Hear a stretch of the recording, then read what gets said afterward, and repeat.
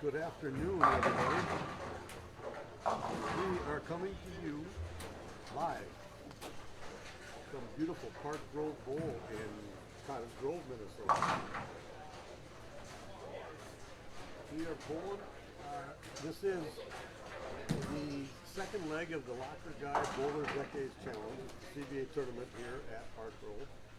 We had 64 bowlers, and we're watching now at the top 12 who made the cut too. It's in our eliminator format, where these guys are all bowling now, only bowling 2 games, and the bottom 6 players are out. So then those 6 bowlers that advance will bowl 1 more game, and the lowest bowler is out. And those 5 bowlers are going to bowl a game for seeding purposes to get into the step ladder. So one of the different formats we wanted to use based on trying different things. We've done this for the last 3 years now, CBA wise. Hey John, I'll see if I can turn up the volume here somehow. Hold on.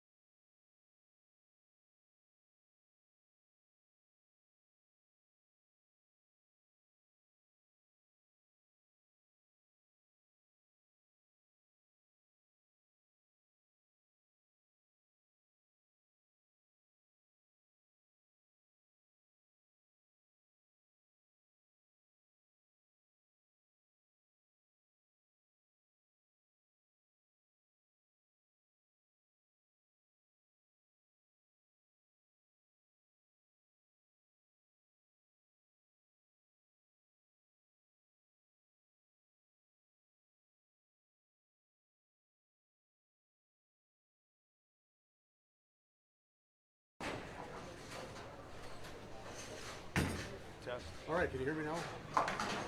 Somebody let me know. Holy, you said you could hear me until I messed with the volume. We're good, I think.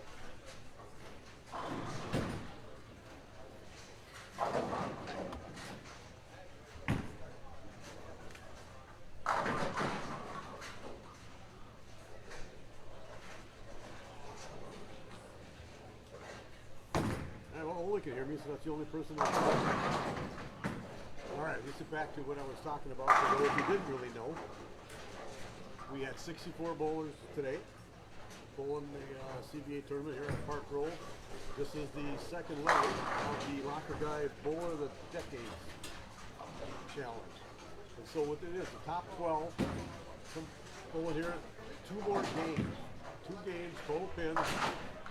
Take the top 6 are going to advance, the other 6 are just going to be out, so they're going to be positioned 7 through 12. Then those top 6 will bowl 1 game, low bowler is out. Then those 5 bowlers will bowl another game, just for seeding purposes to get into the step ladder. And then of course the regular step ladder after that.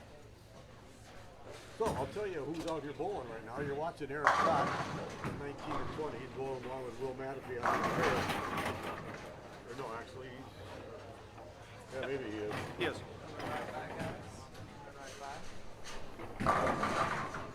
Okay, I got it here now. I'm going to tell you the positions here. Leading at plus 164 was Keo Kian. Second, Will Matafee at plus 100. Nick Heilman was third at plus 87. Brady Stearns plus 73. Thomas Cleveland plus 39. Austin York plus 34. Ryan Savoy plus 24. Doug Manhart plus 18. Anthony Stewart plus 16. Ryan Swiderski plus 9. Eric Schacht was minus 6. And Brandon Kreyer is actually in stepbrother here at minus 33 with him and Zach Mitchell tied for 12th and 13th position. They had to have a one-game roll-off. And Brandon won 192 to 168, I believe, in a one-game roll-off.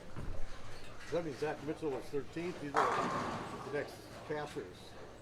At minus 33 was Zach Mitchell. 14th at minus 72. Tom Savoy, Mr. $1, $1, $1, if you know him. Josh Kennedy was minus 88. 16th was Ryan Kaufman at minus 90. Dylan Hansen was minus 92. Matt Payne, minus 101. Matt Cleveland, minus 102. Sam Sylvester, minus 104. And last cash was Tom Jones at minus 112. We had 3 bonus senior cashers. That was Jerry Haldorf at minus 120. Clark Colzer, minus 131. And Steve Bowen, minus 172. And we had 1 bonus female caster. That was Kayla Fashina at minus 191. Overall, we had a good turnout today. We used a pretty tough pattern, 47 feet of 30-some mils. I could not get the ball to react, hardly at all, with my not very good revs or whatever. It was hard for me to get the ball to pick up. I went either way too long, or else I was fully rinsing it up.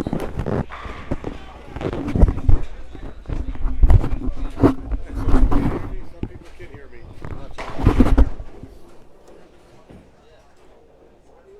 So what we got going on here? Who are we watching here right now? Phil Adam. 102 and 7. This is really not a match at all. This is just a score. You want to be top 6. Doesn't matter what. Chad Nelson watching. Jason, Chad Nelson. First one, actually. So the first they had to 2 games.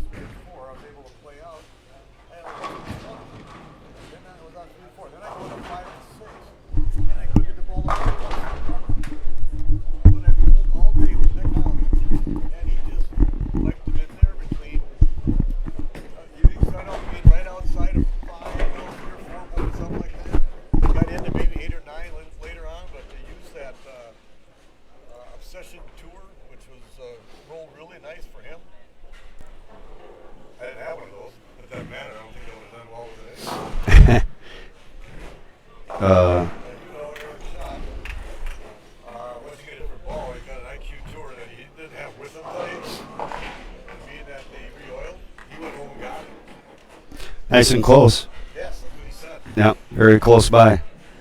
As long as he didn't touch the surface. All good. Yeah, he could have. Yep. I do have to explain that we had a little bit of a misunderstanding. Yeah. Of the rules. So what we do is we have a CBA tournament and we have a reel. After qualifying, you can touch the surface of the ball when we re-oil the lane. Now, if we don't re-oil them, you can't touch the surface of the ball. But what happened is we announced if you make the cut, you can touch the surface of the ball.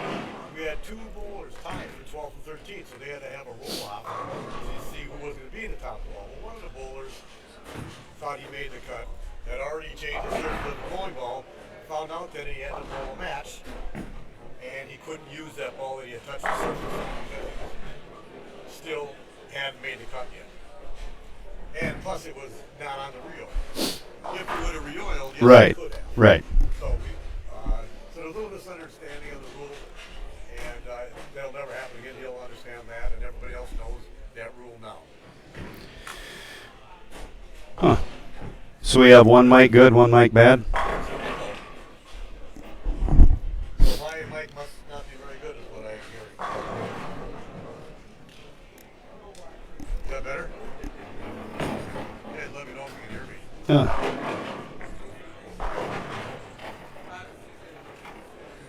Conflicting reports. Yes, it's better. Yes. Correct. There's an echo. My mic's good. Yours is bad. Well, it figures. All right, so it's whatever your hair shot, 218, first game. Hopefully your 10th frame. No matter if you can have 182 to spare a strike, so that's about a 36 pin match right there. Looking over on 23-24. Anthony's 6, and it looks like 250 is what Brady Stearns is. Probably the 10th frame for that.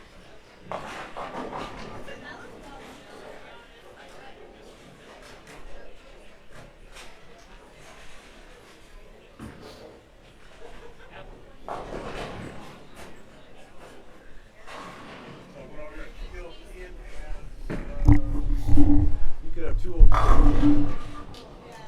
Brandon Kreyer could have 234 if he punches a 10. 199 though, so Brandon could have a lead if he gets a couple of hits there in the 10th. The next pair over, we got Austin, New York, who just slid by us. There you got 175 to 188 for Ryan Savoy. So it's 13 pin advantage for Ryan.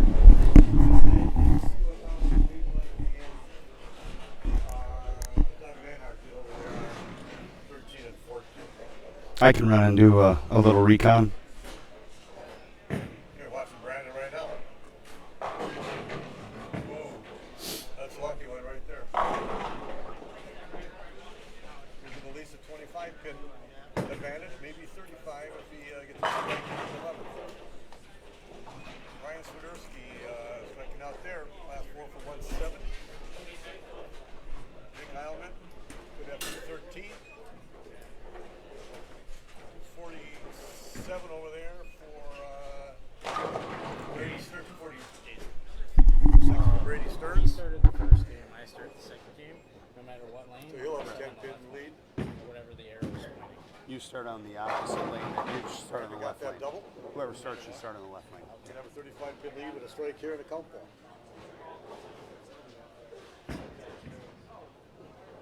The Kyleman floating it out there. That's another floater like a Rob Downer. Floating. Hooks it a little more than Rob, obviously, but just kind of floats out there and it goes up high flush like all the time. Can you hear Corby better now? Somebody tell me if they can hear me.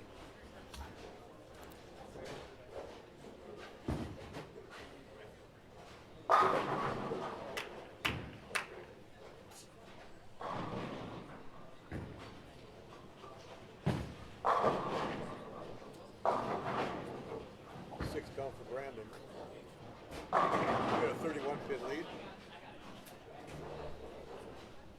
All right, our number one fan, Debbie Nordnes Hoffman, Top fan. top fan. Watch it again. Oh, she's earning a badge. Anniversary follower, Oh, what does that mean? You watch this for a year? at least. I believe she was watching 2 live streams yesterday. Isn't that right, Deb?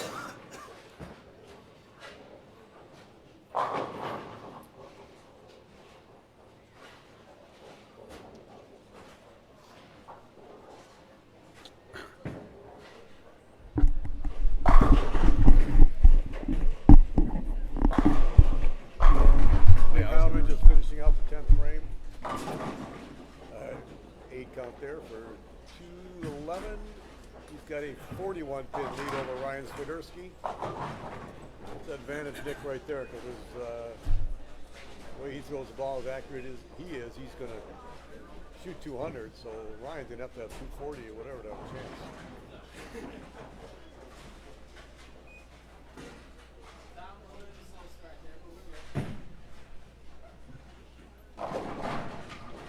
Andy Mills, his wallet is talking. Well, he made a run that game, Andy. I have a special surprise for everybody at home. Oh, really? We have an image? We're going to have an image on the screen here in a minute. As long as Andy keeps watching.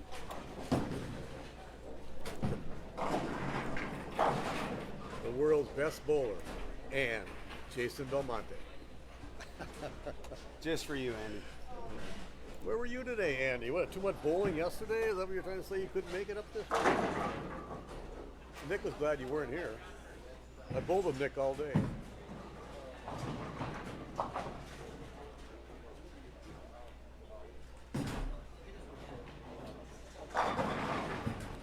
Really good shot there by Eric. Rolling it right straight up the lane and let the back end of the lane just take it to the pocket. I couldn't do that. A lot of people couldn't do that, of course, but the ones who are out here did that really well today.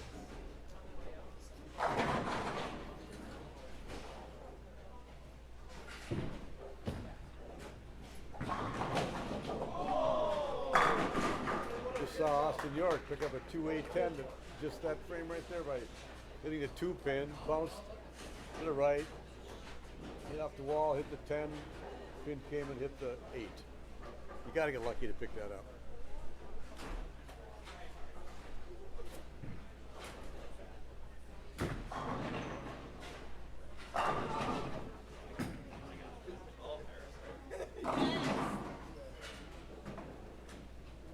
See what Eric does in his left lane. He's already started out with a double.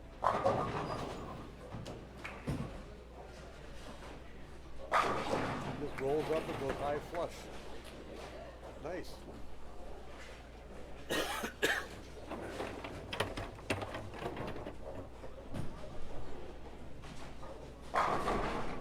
Keogh set that shot over there in 18 with that really old blue hammer. Got a couple in a row.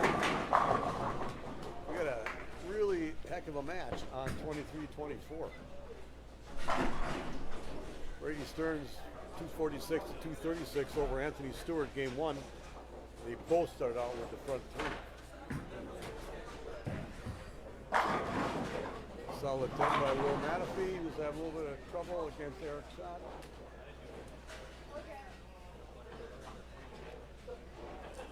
Ryan Savoy, so that was a 4-bagger. He had a pretty good lead. Well, he had a 13-pin lead to start with. He had the front 4. Austin York with an open and that split picked up. So Austin's having a little bit of trouble, and Ryan's looking good right now. So the one I didn't know was Thomas Kluber against Doug Manhart. And really wasn't much of a 246 for Doug to 140 for Thomas. So they're looking good there.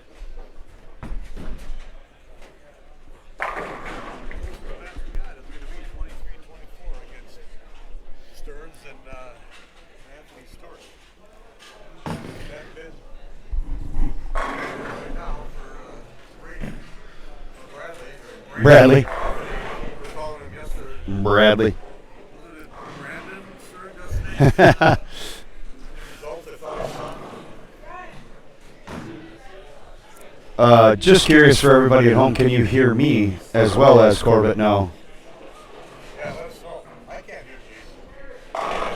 I can't hear you either. We have these new headsets. I'm trying to get the background noise out of it. So hopefully that works.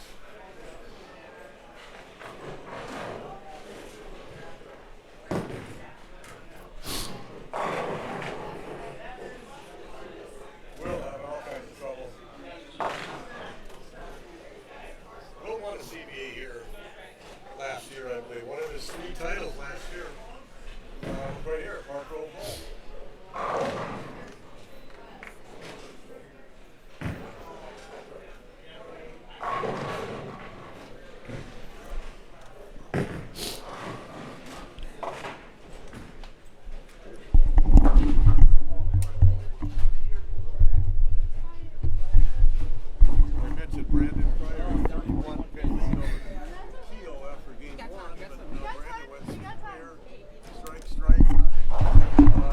7-pin here. I'm assuming he's going to pick this up, which he did. And Keo started out with a turkey, so he's cut 10 pins off that lead. Can't get it all in one frame. You got to get it in the whole game.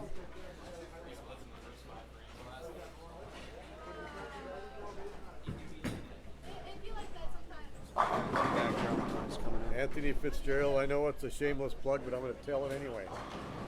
Thanksgiving Eve sweeper, Wednesday evening, $1,000 first place, Classic Bowl in Coon Rapids, Minnesota. So there you go. CJ, I forgot to ask you today a question on a remote start. Do you know anything about the drone mobile? I have a drone mobile app on my phone for my Taurus, and I just bought a new car, and I want to know if I can add another car to that same drone mobile app. If you know anything about that, and what would I need to do? I know you can add another car, but I'm not sure if I have to have a separate module. I think somebody told me that. I'll be calling you this week to discuss that. Or you can tell me now if you don't know anything about it. Keo left 4-6 in the fourth frame after he just gained back a few pins. So now he's back to, he's behind this game, and now he's behind still at 30-some pins. Eric going a little bit high on lane 19. Ryan Savoy picking up a spare after the front five. Looks like he's going to be cruising easily.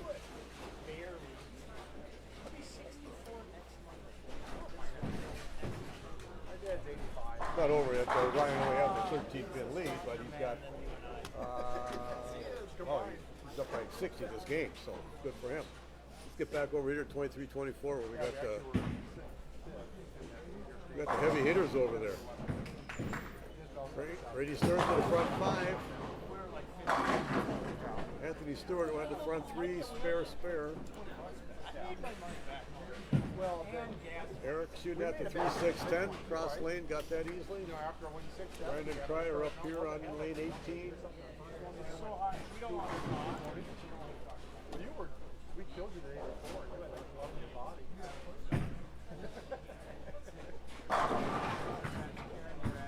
Yeah, I was heavy. I don't think Brandon liked that one.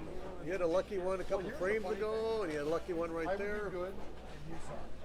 You definitely have to have lucky. You have to get lucky in order to bowl well, but you still have to be good to get lucky. Does that make sense? I always like the Bo Burton, luck favors the well-prepared. There's that too. Yeah. And somehow good bowlers make their own Those luck. that practice a lot. Yes.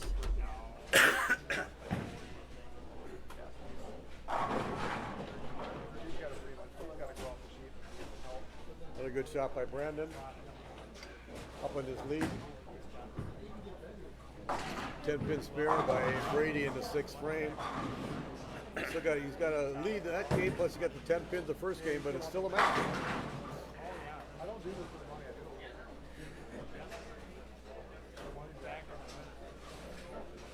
I haven't made a cut yet, so I don't know. But I can get because I better play. Good solid strike by Will Matafee. He's in the double after a couple opens. Keo needs a strike here to stay somewhat in the match. And kind of carries a messenger, but a 6-pin kind of hit it at the same time. Either way, it's a strike. Ryan Savoy over there on 16 with a solid 8-pin.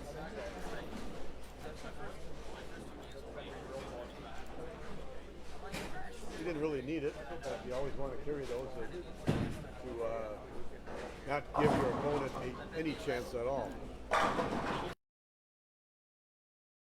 He rolled a ball. It was on line at 30 feet and stayed right there. I couldn't get my ball to read at that part of the lane to get up to the pond. And that's why I'm not bowling out there, and he is.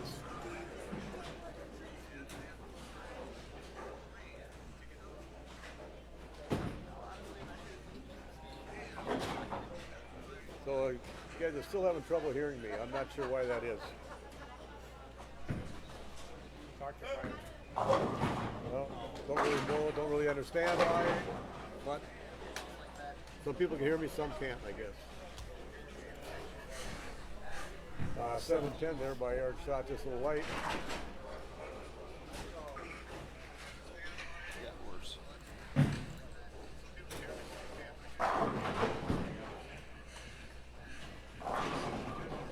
At least Dana says I sound good to her. That's good to know.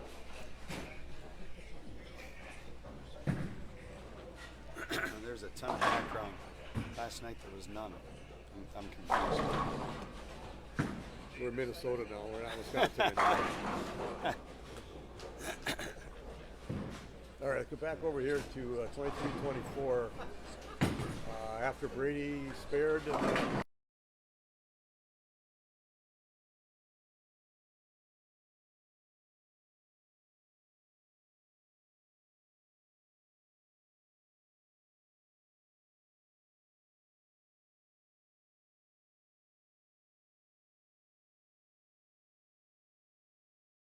Got to put the hammer down when you can. Will Manafee get a turkey in there? Not really going to matter much. He's down by 36 pins. Keel got a four-bagger after that open, but Brandon had a four-bagger too, so Brandon's coming through big time. Solid strike by Ryan Savoy in the ninth frame. He'll be moving on. And if I'm looking correctly, Doug Manhart will be moving on. He's got that match well in hand. Dick Heilman should have the match.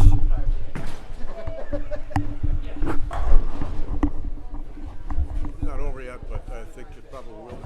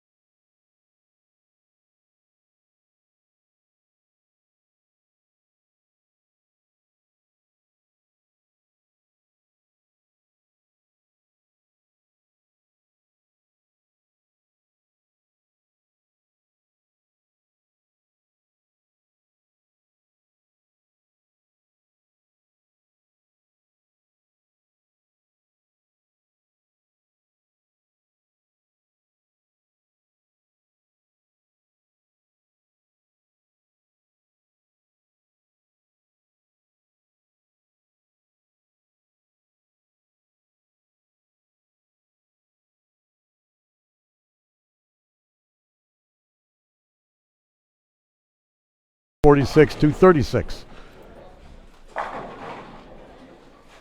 Why would Robbie Lawrence want Will Manafee for president?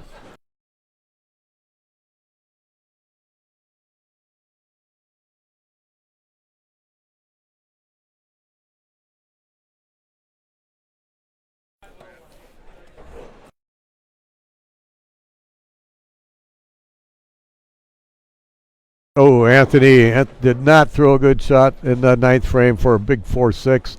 He's going to be out of it. Nick Heilman with the 2-4-8-10. In the eighth frame, he's got 157 through 8.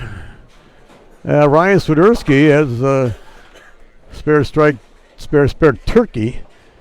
So he is down by, let me think that again, he's down by 41 pins. But he's got a lead right now. I think you can hear me better now because I can kind of hear myself on my phone. Okay. We should be good. Somebody tell me that we're good, but people have saying that I've been good.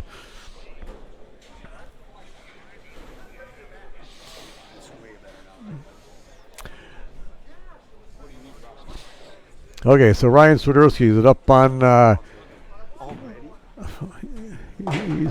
he's up on the eighth frame on the right lane to put some pressure back on to Nick Heilman after Nick opened that with a 2-4-8-10 in the eighth frame. Eric Schacht, like I mentioned, gets that ball when it sets up about 30 feet down the lane. It's solid strike. Ryan gets that 4-bagger. He's got 259 possible with 2 frames to go. The most Nick can get is 217. That's about exact 41 pins difference. So that's really close. Ryan gets a strike here in the 9th frame, puts a lot of pressure back onto Nick. Ryan Savoy beat Austin York handily, and Doug Manhart beat Thomas Cleveland pretty handily. So those guys they're out. And Ryan with a messenger 10 to get that 5-bagger going into the 10th frame with a chance to win no matter what Nick does. And Will Matafe's sliding right by 2-pin, but it didn't really matter. And getting over there, wow, Brady Stearns opened the 9th frame with a 6-count split. Nick leaving a 2-4-8-10, back-to-back frames.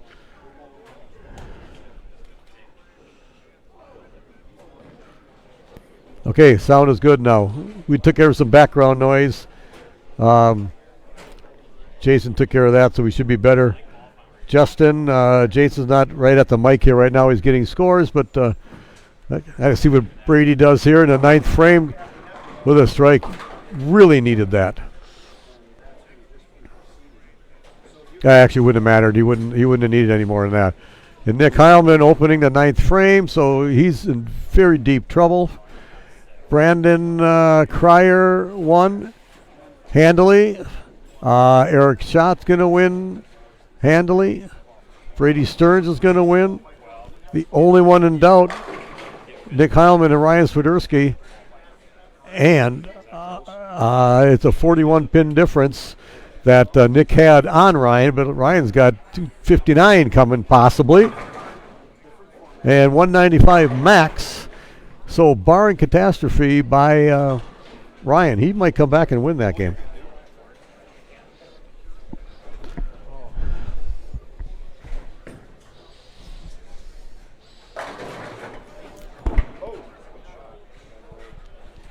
So after the back-to-back 2-4-8-10s by Nick, it's a light 7-pin.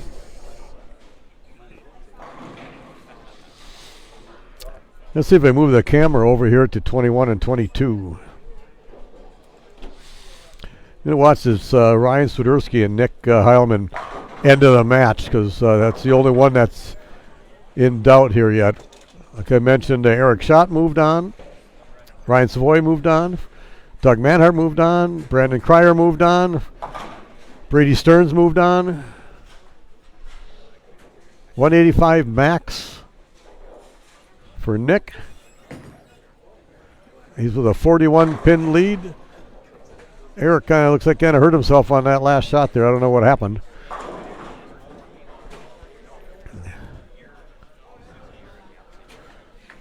I think Ryan doesn't even have to fill a 10th frame to move on, because 185 max is 41 pins.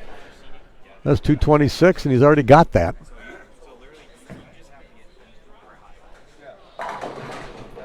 Nick throws that one high flush, like I always talked about all day long. Always in the 11th.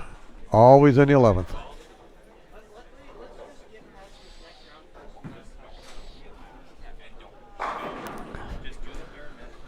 All right, Ryan. Keep it on the lane. You should be a winner.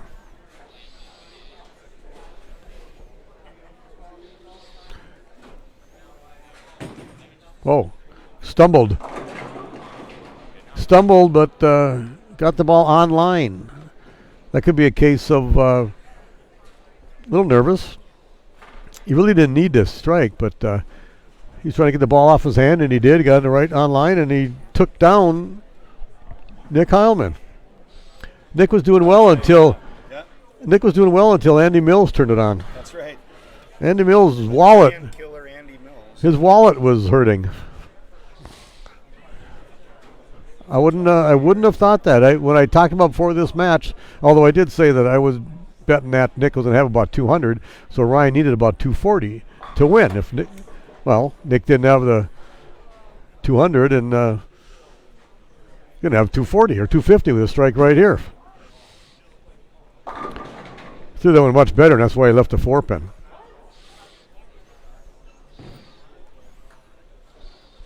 Very nice game there, Ryan. So now the bottom 6 are out, so we're going to have 6 bowlers. What pair are we going to put them on?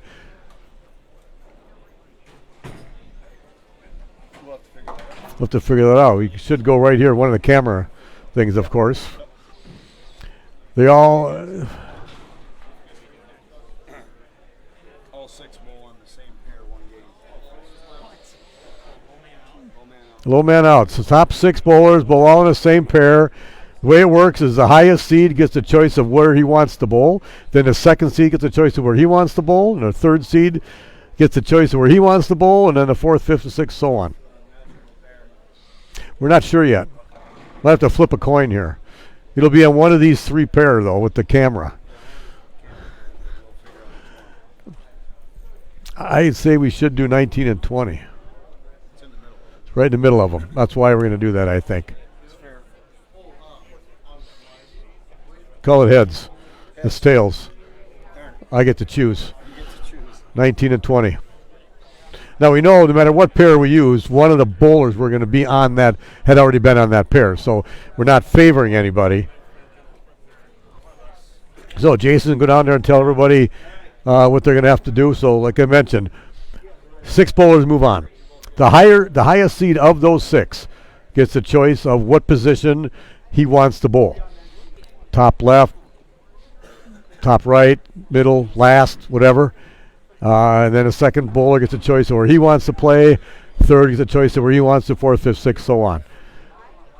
The low bowler is out after this game. And then those 5 will bowl a game for seeding purposes only. They're going to all be in the step ladder. Nothing to do with carryover pins at all. This is just each individual game. Total eliminator type of game.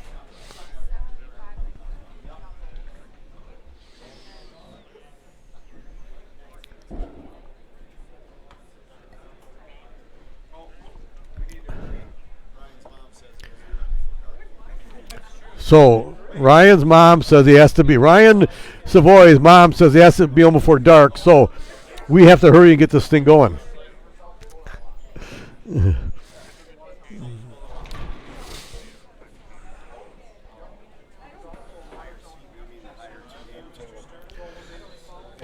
Higher 2-game total pinfall, correct. You have to do math there. Hey, Dave Rona Hansen just walked in the door.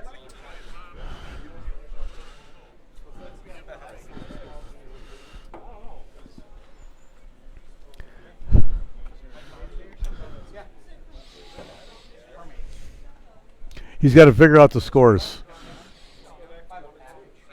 Okay.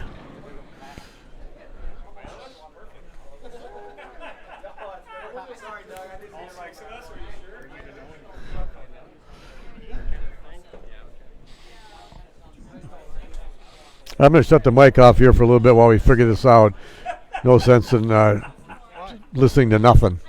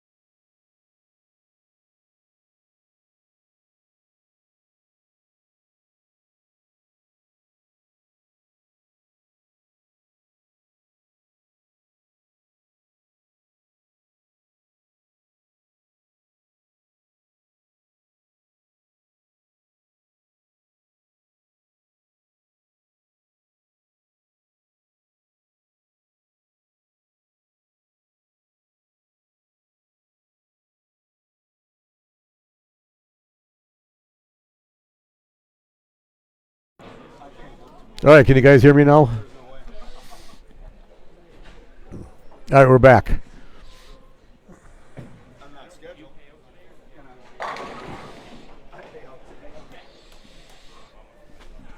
All right, Brady Stearns there with the strike. We can't quite see all the scores. We might have to try to fix that because we got 6 names up there, not just 2. So we might have to read them to you as we're going.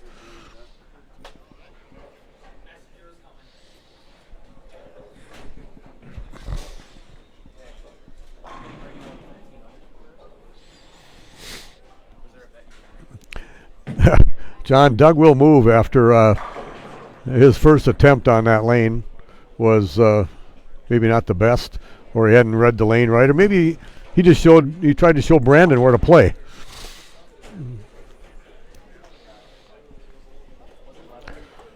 But like I mentioned, these 6 bowlers, low man out. Top 5 move on, 1 game to be seeded into the stepladder.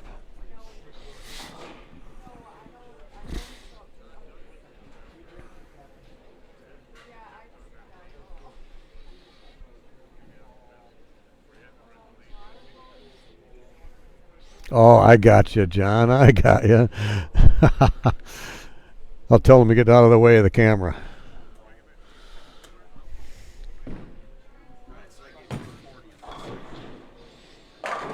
Solid strike for Doug right there. He moved, John. You heard you. He moved. I'll have to tell everybody they're not used to like getting out of the way. I'll see where he stands right now. Very good shot by Eric. Solid strike.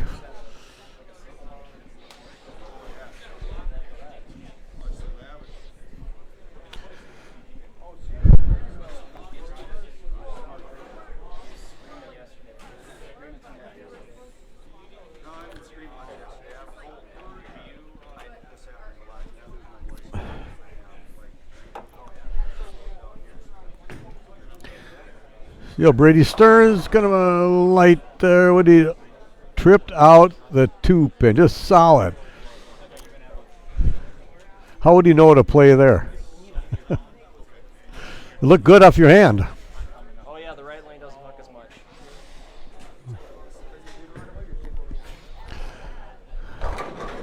Ryan Savoy with a messenger that didn't hit the 10.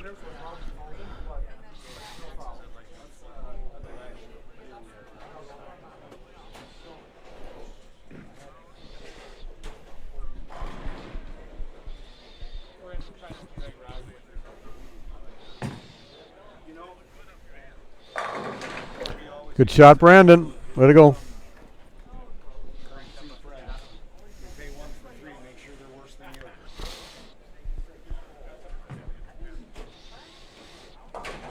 Ryan Savoy, one of the rare types. He uses the same ball for strikes and spares.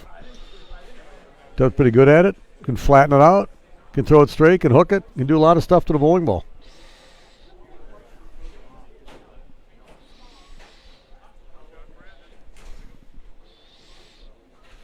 Oh, I have to get back over here to 19 and 20. I'm not sure how that camera jumped on me. I was seeing Nick Heilman's head. I didn't want to see that.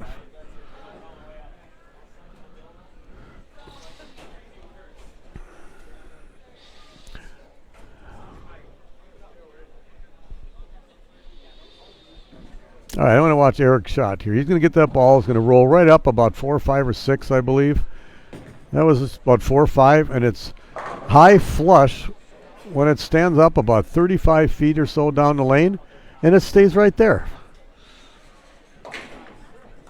I couldn't do that.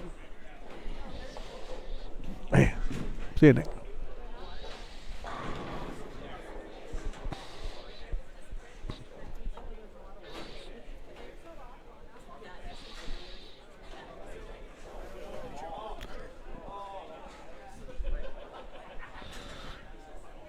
All right, we'll see what Doug Manhart does here after he opened first frame for a splitting. I believe it was a light split, so we'll see if you make a little bit of adjustment or just throw it better.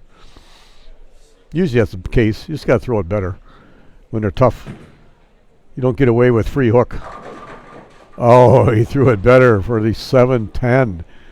Bad break. Something like that, though, they're always, light. You certainly want to at least get 9 where you have a chance for a spare. Obviously, the 7-10 is very tough. Let's see what Ryan Savoy does here. Roll the ball right up. Oh, it might be a little tighter. It gets it just enough to carry that. Soft touch.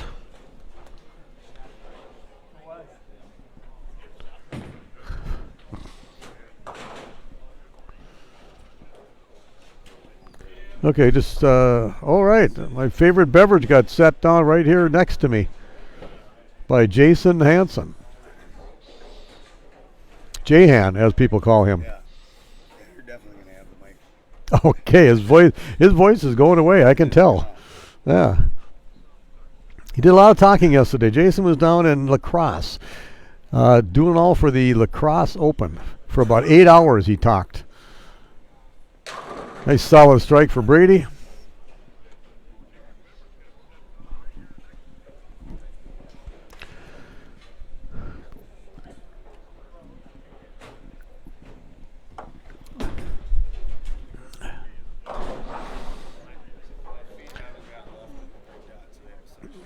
Two 8 for Ryan.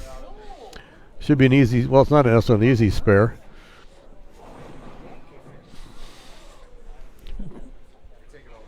Brandon Kreyer up on lane 19 with the double up already. Ryan Swiderski with that 8 count with spare strike. I'll have to keep telling you what we're doing here because you can see the bottom 2 scores, but you can't see the top 2 on each side, whatever. So turkey for Brandon. This game, you just don't want to be last. It doesn't really matter what the score is, just don't be last.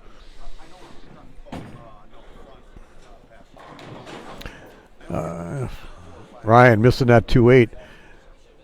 When you're light on the first ball, it doesn't hook up to the pocket. You have a hard time hooking up a little bit higher, so sometimes straighter with a spare ball might be the thing to do if you're pretty accurate, which I think he is.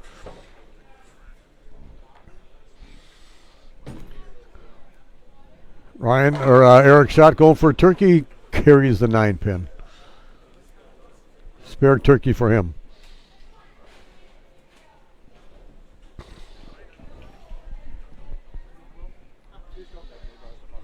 I'm going to have to find myself a chair here, I think, pretty soon. Just standing could might be kind of tough. I'll find something. Oh, and 3-7 for Doug Manhart. Oh. Ooh, do we have a tall chair? Maybe not. Okay. Oh no, Jack Matafee, bring me a bar stool. Oh yeah, Jim Winter, thanks for the chair, but Jack, bring the bar stool. I like it. It's padded even. Oh, that's nice. Yes, exactly. All right, thanks, Jack. So, Doug Manhart, split, strike, 7-10, 3-7. It's only 4 frames. He's not out of it yet. I get back here. The camera keeps jumping. We'll get back here to 19 and 20. Ryan Savoy picking up the 10 pin.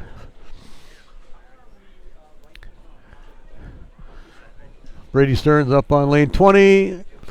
He started out with the front 3.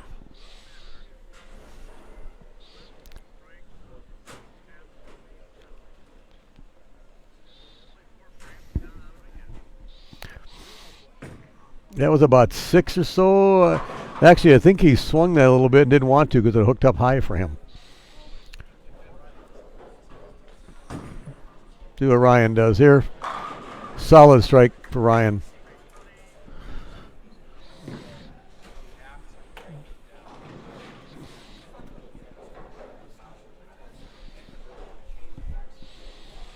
A baby split. Brady can pick this up.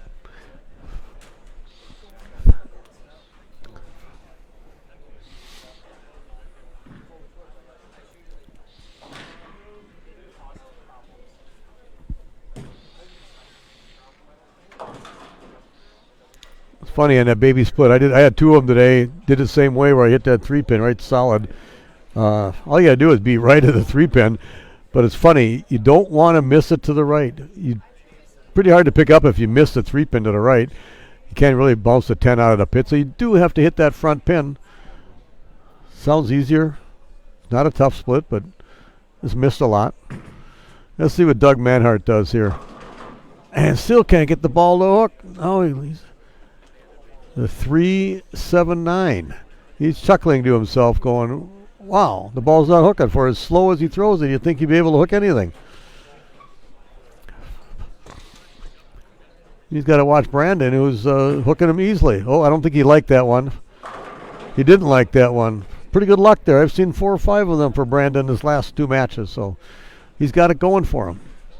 Like we talked about, you create your own luck.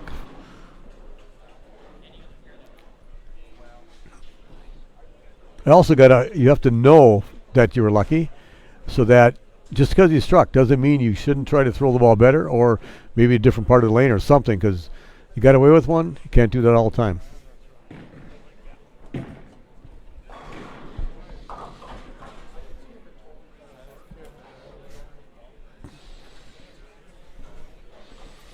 .54 in the 5th. Not out of it. Not out of it, but getting there.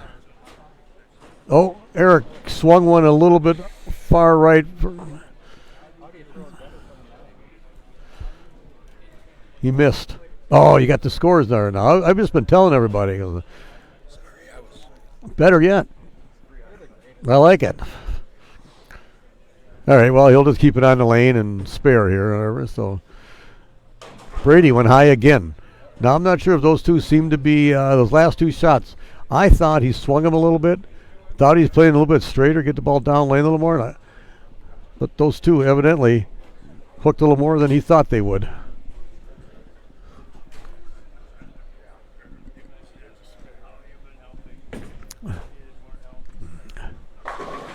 Oh, and Eric carries a 6 off the 10 for a spare.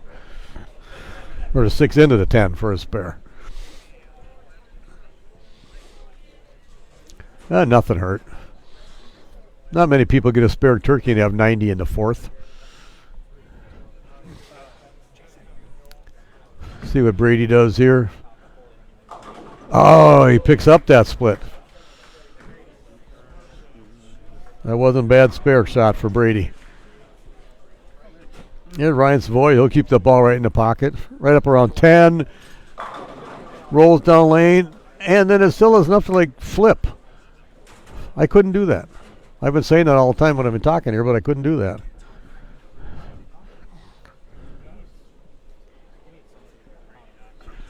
All right, come on, Ryan Swiderski.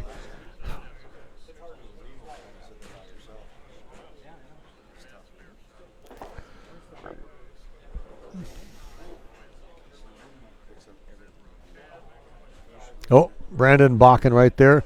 Something didn't feel right. A lot of people, myself included, will just go up there and bowl and say, yeah, I should have stopped, but I never do.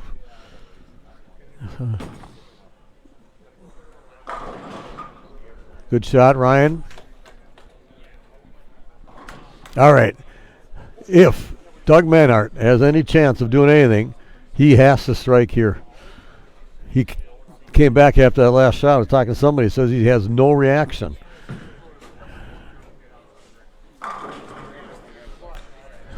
Good shot. Brandon Kreyer with the front 5.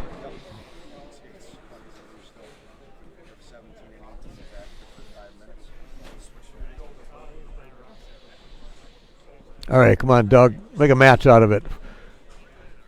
Everybody else is getting a little too comfortable. You got to put some pressure on somebody and say, hey, I better try a little harder here. He did it. He's looking at it. All right. Okay, well, he still has, 6 more shots to go. He's not out of it at all yet, even though it's looking that way.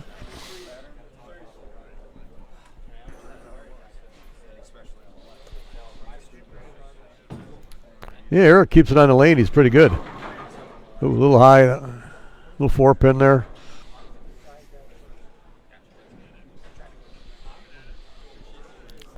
Okay, Brady, you've had 2 of them in a row that hooked up a little bit, and it looked to me like he swung them a little too much. I'm not sure now if he moved his feet out further right. If he's got, I don't know if he changed balls or not either, but no, looks like he's got the same ball. Kept that one straighter through the heads, and he's light. He's going, okay, not sure what I need to do, but he's going, at least Doug Manhart's not bowling well. He's got 50 pins on him.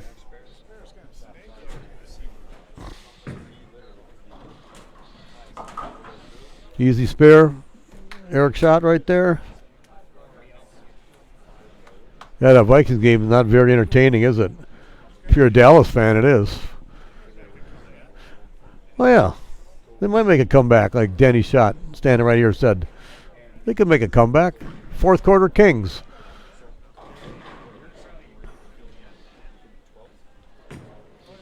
All right, Brady's trying a different ball. Wasn't going to give the 1 pin away, but he also wanted to see what kind of ball reaction he'd have changed in there. So it's probably a good move because those last 3 shots weren't very good after he started out with 3-bagger. I think one of those was lucky, though, so maybe that wasn't the right ball to start with. Ryan Savoy snapping out that 10-pin.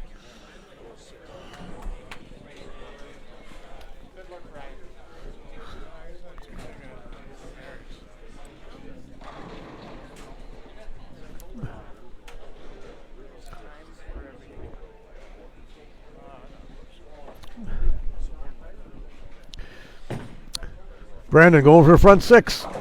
Another light strike. Get those light swishers like that. I'm not sure if he's trying for those or if it's just going that far down the lane and he gets enough on the ball to get a hook back. I'm assuming he'd like to be a little solid flush, but he'll take those. Ryan Swiderski going for a turkey. Oh, the old solid 9-pin.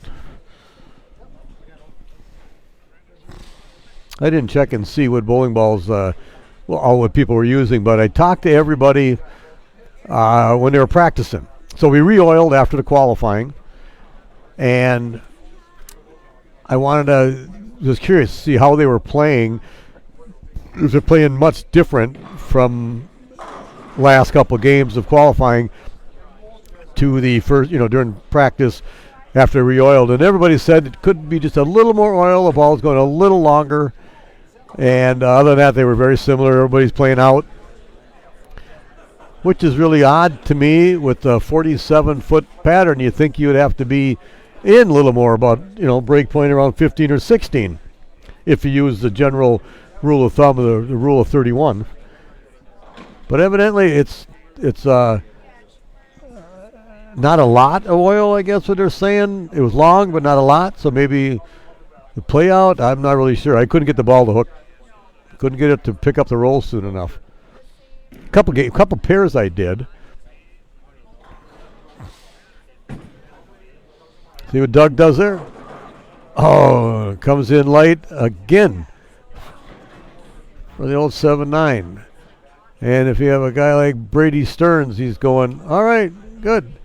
I had a couple, 2 out of the last 3 opens, and I shouldn't have to worry. I just got to get lined up for the next match.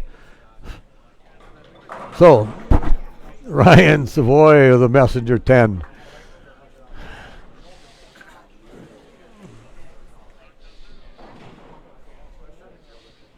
I'm sure Ryan's mom and dad would be very proud. Right, Pam?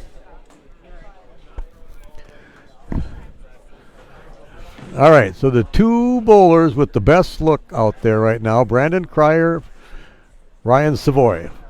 Eric Schott has a really good look too, other than the channel he threw, but he went spared that, so he's still got a good look.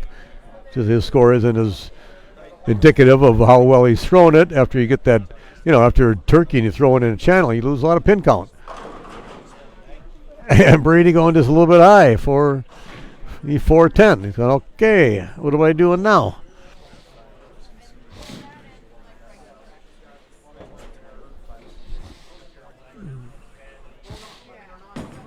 Oh, you got that one in and trips out the 4-pin. That's when you got everything going your way.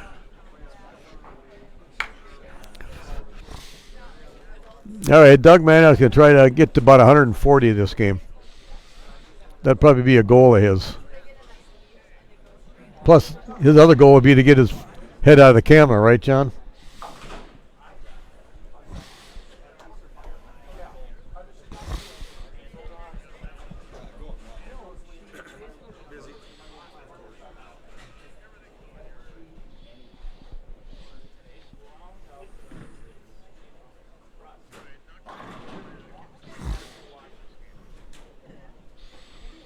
Okay, Brandon, up for the front 7 here.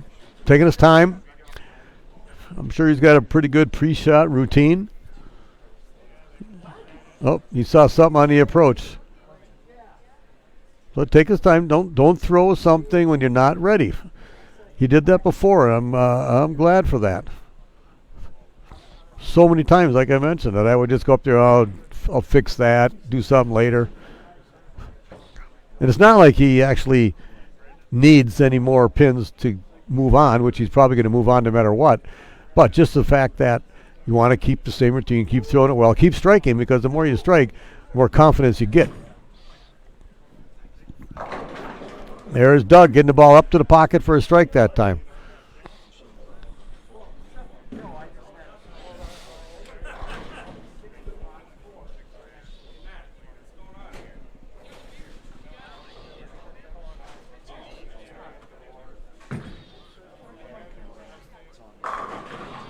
Solid strike for Brandon.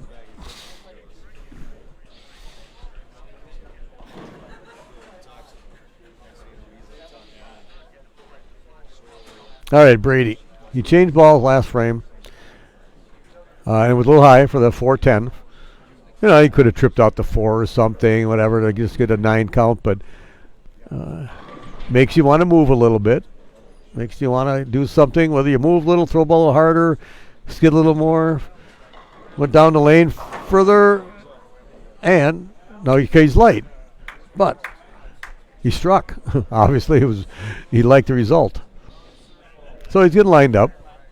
He could be back to this pair. I got his feeling we're going over to 17 and 18, I think. Not really sure where we're going to for the next game, which is the 5 of these bowlers for seating purposes only for the step ladder.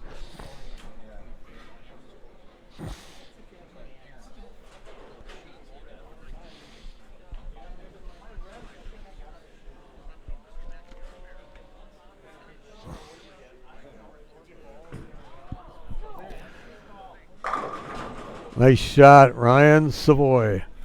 Little Savoy, as we used to call him. Not used to, probably still can.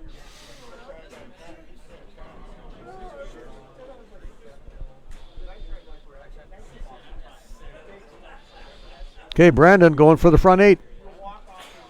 Up against the ball return on that right lane.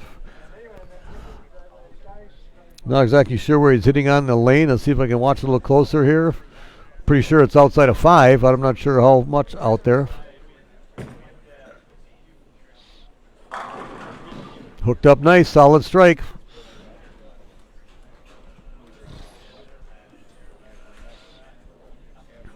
Make it look too easy, Brandon.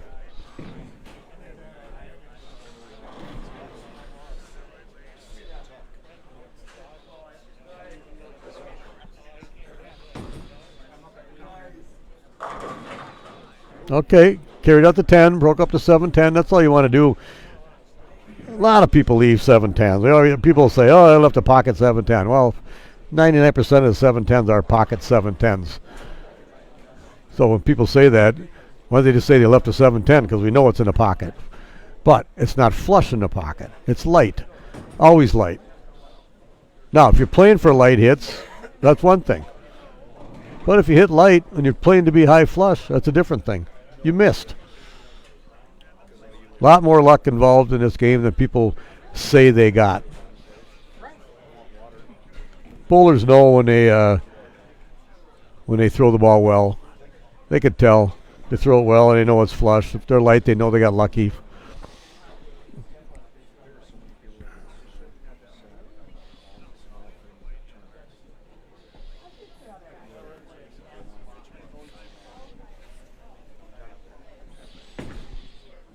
Oh, that one hooked up. Yeah, hooked up enough for a crossover for a strike. I think he dried that part of the lane out himself.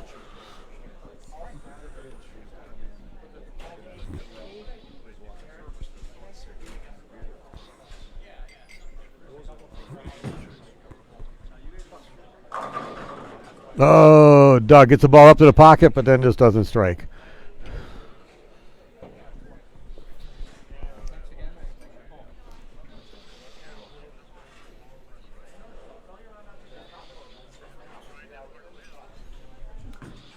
Oh, you got that one in. Yeah. Okay. Didn't really need it, but you still, like I mentioned, you still want to throw the ball well to keep that positive reinforcement of throwing the ball well, getting in the pocket, striking.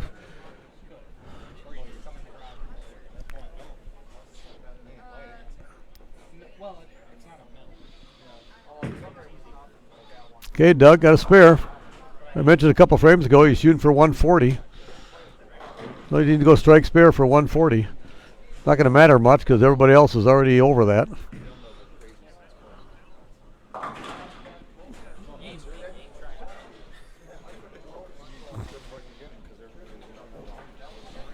All right, curious to see what Brady does here because he was fishing a little bit there.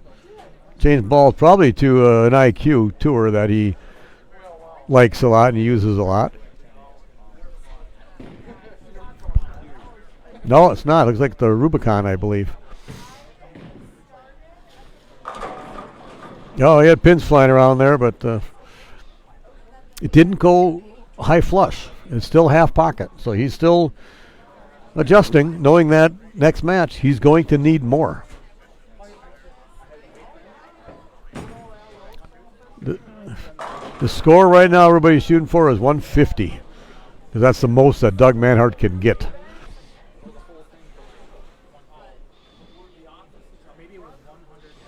And Brady Stearns has 150 right now, even if he misses this.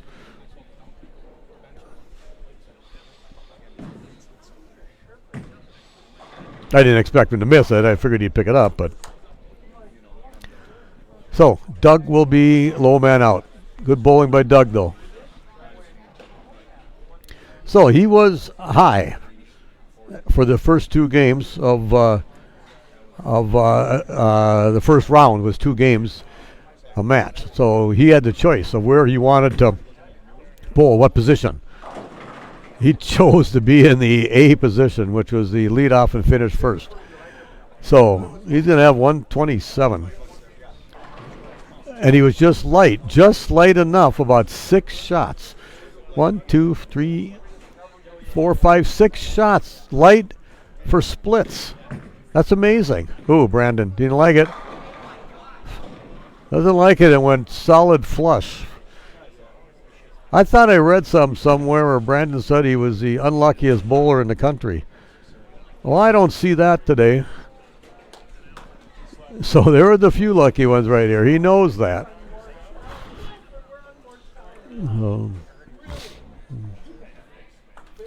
Good tournament, Doug. I was just talking about it.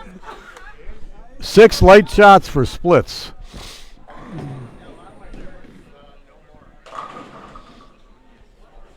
Okay, everybody just finishing him out. I know for sure what Brady's doing. He's trying to figure out what he needs to do, what ball's going to give him the best reaction for the next pair they go to. Light again, so he's kind of lost. Where are we going? That's what I thought. So we are going to 17 and 18 for the seeding round, which would be 5 bowlers here. You're moving on just for seeding purposes only. And it's only the game. Anything you did prior to this does not matter whatsoever. You just kept not being eliminated, and you're just moving on. Oh, Brady. It's funny how that happens too when you want to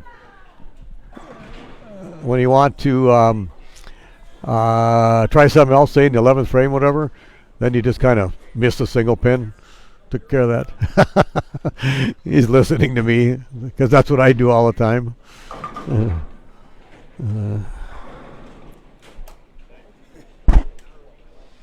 You're right, John.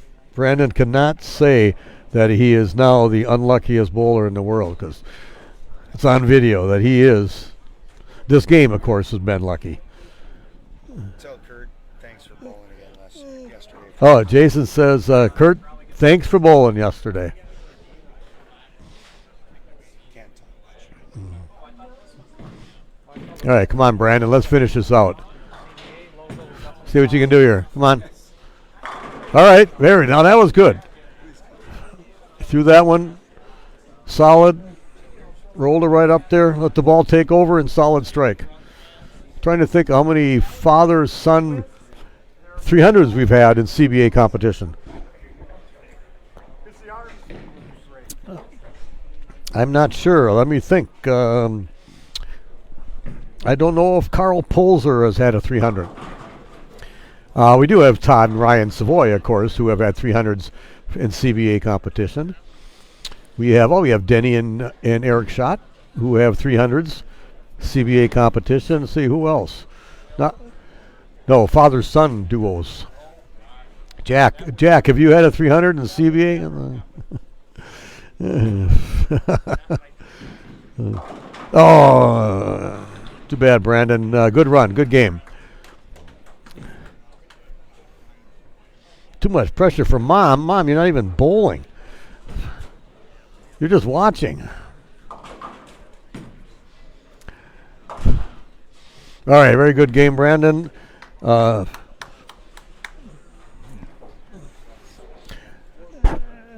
we go by high five score. They get the choice. So Brandon's going to have the choice. We just do this game or do all three games? Just this game. Just this game. So Brandon will have the choice. Then it's going to be Eric. Then it's going to be Ryan Savoy.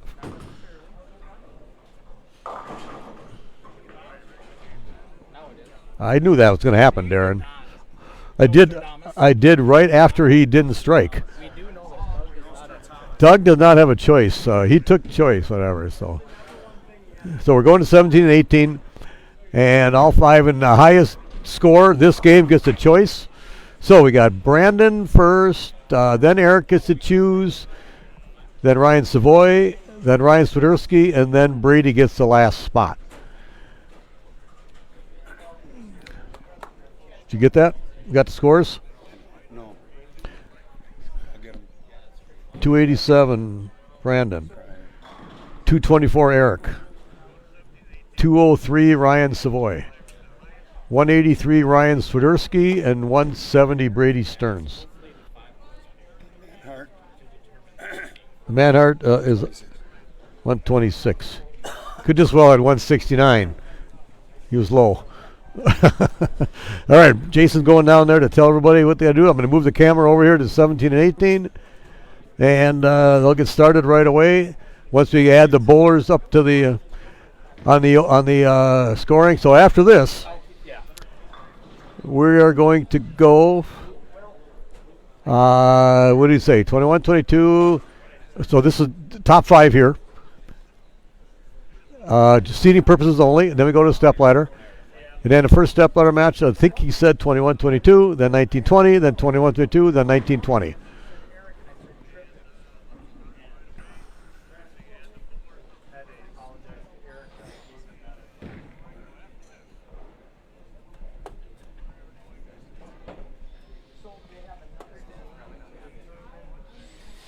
All right, Anthony, I'll tell Brandon he still has to work no matter what.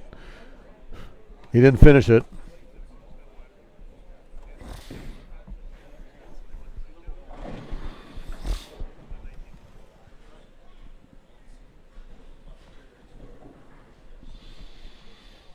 Looks like everybody's serious. Look at all that look. Everybody, Jason talking and all the young kids down there.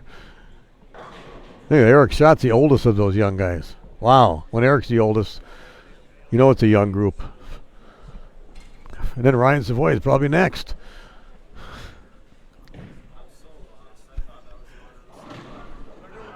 Oh. This is it now, one game for seeding. Then the step ladder. Then the step ladder after this.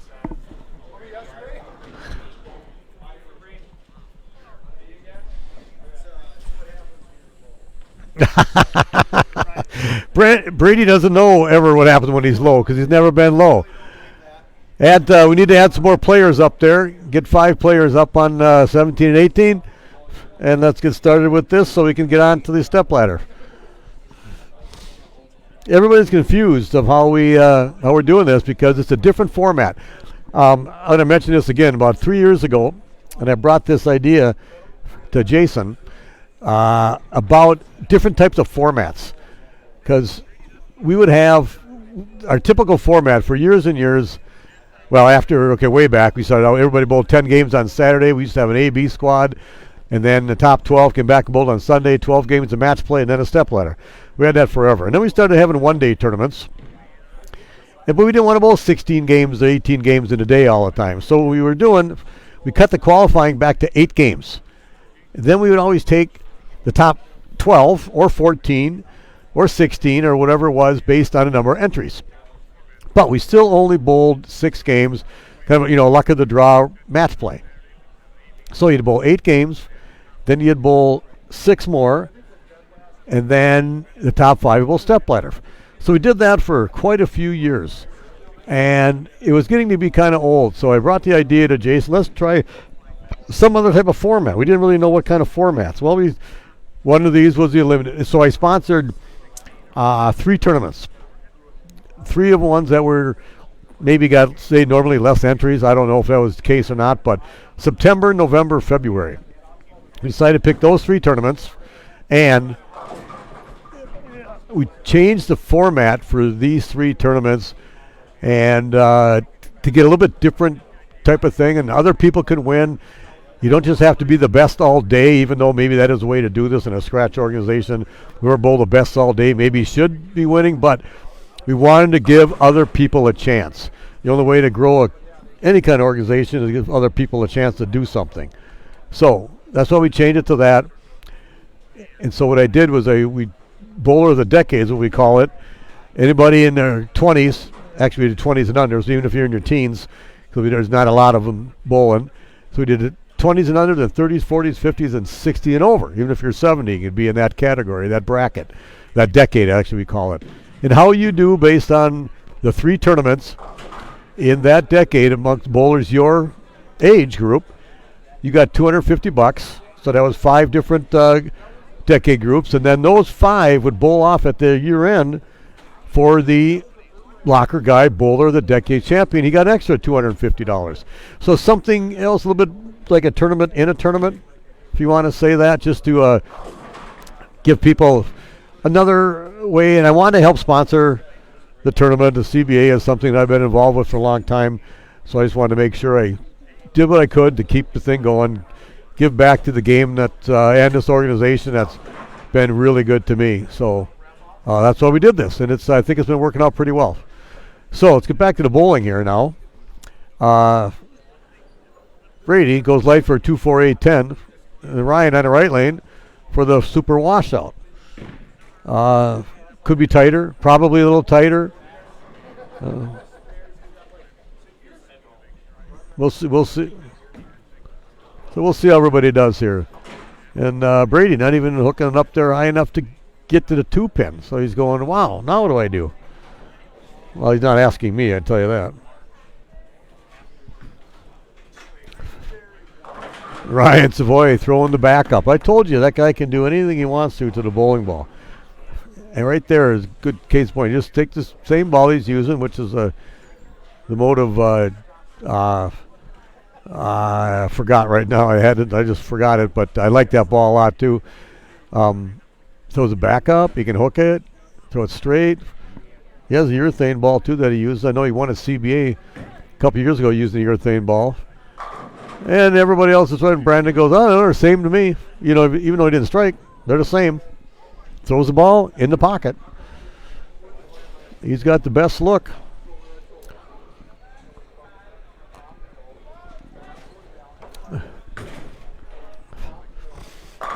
Solid strike for Ryan Swiderski there.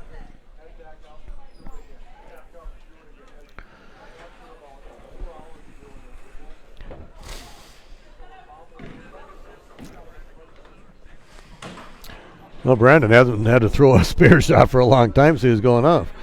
What do I do here? I know he didn't say that, whatever, but obviously he's better than that. That's you know, a little non-focus or a little, I'm not sure what he went through his mind there, but he can certainly pick those up. Okay, Brady. I'm just really curious to see what he's going to do. He's actually surprised he's still here. Okay. You got the 4 and the 10 out that time.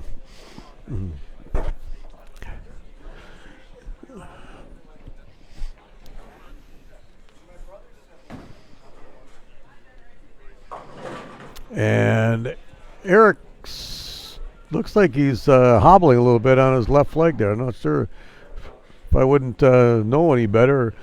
It's maybe a hip issue, but he's too young for that. But that's 2 of those light in a row. Okay, Brady, I'm not sure. Yeah, he's using a strike ball. You know, on a house shot, you just move your feet about 2 boards right, and you throw it out there and let it hook to pick up that 2-8. Here, it can either skid, which it kind of did, but enough to pick it up, or you could hook by it. But he's going, wow, how did that not hook?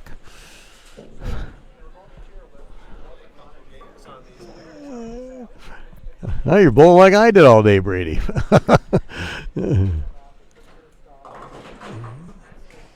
All right, this could be a pillow fight on this pair for who's going to, this is just for seating purposes. The guys are all going to be in the ladder no matter what, but obviously, you know, you want to be first so you don't have to bowl first game. You know, the less amount of games you bowl in a step ladder, the better chances you have of winning. Plus the fact you can only do one spot worse than your seed. Okay, got the ball up to the pocket. Not quite high flush, but good enough. Easy spare.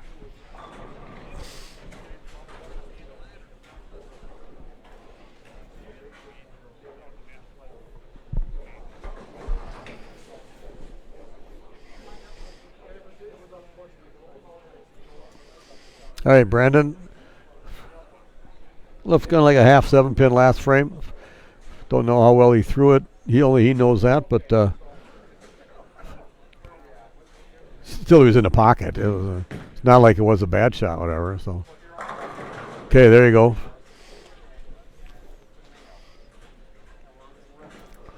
Just take your strike, sit down, go back up, strike again. Try to get that number 1 seed. He's got the best look of everybody out there. Let's see him make that count.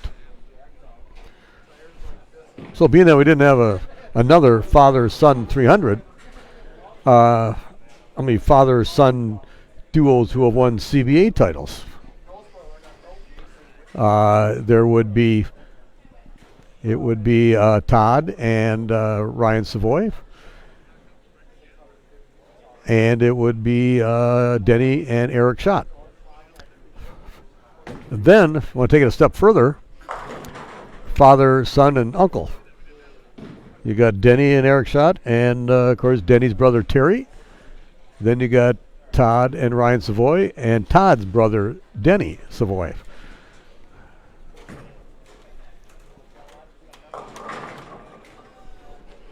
Those little facts that I'm trying to figure out who else. Father, sons that bowl, there's not that many. Kind of hard to, because let's see, I'm already thinking. Then we had some father-daughter bowled, but nobody's only father-daughter that bowled, like Clark and Katie Mae Polzer, and John East's daughter Lisa has bowled some CBAs. I can't think of who else. All right, Jason's giving me the updates on the scores here. My thought here right now is Brandon has the best look. He should be the number 1 seed or the second one, no matter what, just because he's got that good of a look. Eric Schacht just whiffing that 2-4 right there. That wasn't. I think he's hurting. Looks like he's got a hip or a leg issue. He's limping a little bit, so that would hurt. He had somebody sub at the kegel because he had bad back. Okay. So could be the back's flaring up into that lower hip or up hip lower back. Okay, so he does have some issues. Hey, Verna, you're watching. I'm Jason lost his voice too, so I got to do like all the talking, Verna. Solid strike by Ryan Savoy. I told Stacy she'd be happy when I get home. Stacy's going to be happy when Jason gets home because Can't talk. he can't talk and she hasn't seen him for a while.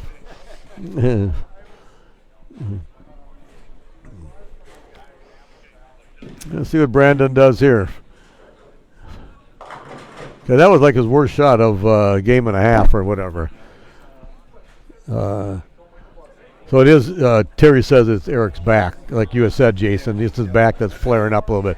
But you can tell, it's really funny when when you're hurting somewhere, you flinch. I don't care who you are, what. So it affects something because you can't just stay down solid at the line because you pull up, you don't get down, whatever it is, you flinch. And league-wise, yeah, that's okay, whatever. But this, you got to be, you can't, especially how tough they are here. So John Kreyer says that if Brandon was to win, not only another father-son, but it would be back-to-back Kreyers with a side of Holmes. Yes, it would be. Yes, it would be. So I was just going over the father-son titles and the father-son-uncle titles, and so there's really Denny, Terry, and Eric Schacht, and there's Denny, Todd, and Ryan Savoy as far as father, uncle, and son. See you, Will. And I'm just trying to think of how many other fathers, sons, and brothers and stuff. As far as brothers to win titles, would be Terry and Denny Schacht and Denny and Todd Savoy. Both Pates. Josh and Nick. Oh yeah, Josh and Nick Pate. I forget about them because they're too young. Yeah, right. Yeah. So who else? Who else would be out there of what other brothers are actually bold? I don't know. I can't, of all my years, I can't think of anything there. I haven't seen Brady this lost in a long time. Everything's a little bit light, a little high. Maybe he's playing possum. I don't think so, but in a way he's going, it doesn't matter. It does matter, like I was talking. This is seeding purposes, of course, but you still want to bowl the little games as possible. I take my chances of being first. Yeah. All day, every day. Because wherever you sit after this seeding, you can only do one spot worse. Except you're fifth, you can't do any worse than that. But Brady now has a lot of games this week. How many games did he bowl yesterday? I don't know if he re-entered or not. No, I think he made it on once, so that would have just been 6 games of qualifying. Yeah. I guess I don't know how that format goes. I'm talking about the Lacrosse Open that Brady bowled in yesterday and won. Probably in the 18 range. How many? 18. 18-ish? Okay. Well, Round is a 2-game. okay. So here now we bowled 8 games of qualifying, then we had 2 games and then 1. So this is game 12 for him. Maybe makes the ladder. Makes the ladder. There's 4 more. Yeah, could be. Could be 3, right, depending on where he qualifies in the ladder. He is making the ladder. Weekend. Yeah, well, he's young. I did that once, and I'm like 3 times his age. Once, I said.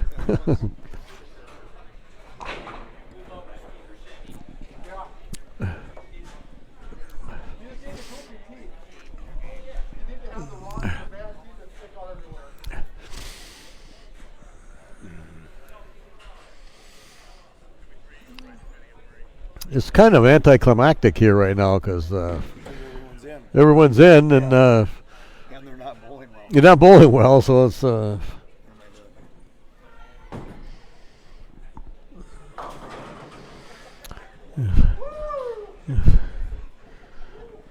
So everybody just going, okay, let's just get this game over with. We're going to have to show you all the scores here. Jason's going to go down and adjust the scoring. But the 33 you see up there, that's Eric Schacht. And that 77 up there was Ryan Swiderski.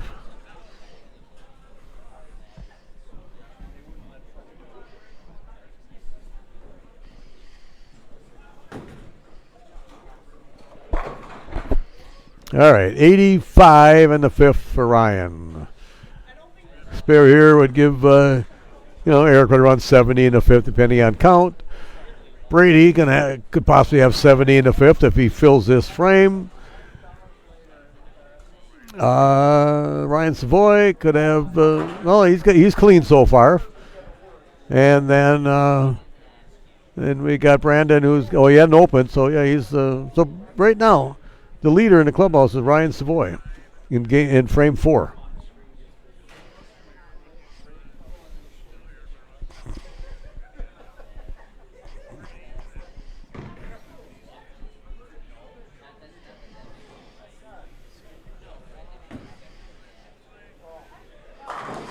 Oh, solid 10-pin for Brady. At least he got the ball in a pocket that time. Ron Cleveland is watching. Hey, Ron, good showing by your sons today. Speaking of sons, so the dad and 2 sons bowled today. Oh, I was going by winners before, but dad and 2 sons bowled. So that was really good. So I want to go back quite a few years. We had a CBA on Father's Day one time. We had a CBA at Maple Lanes.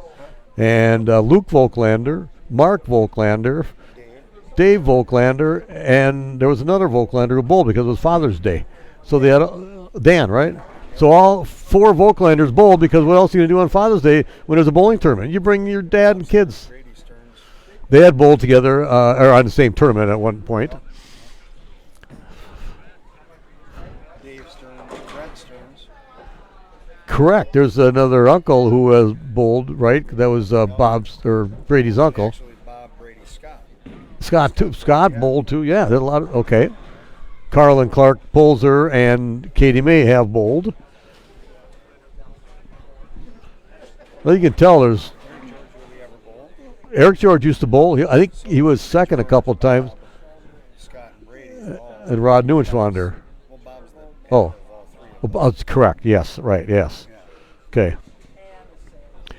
Who else now? There's got to be more out there.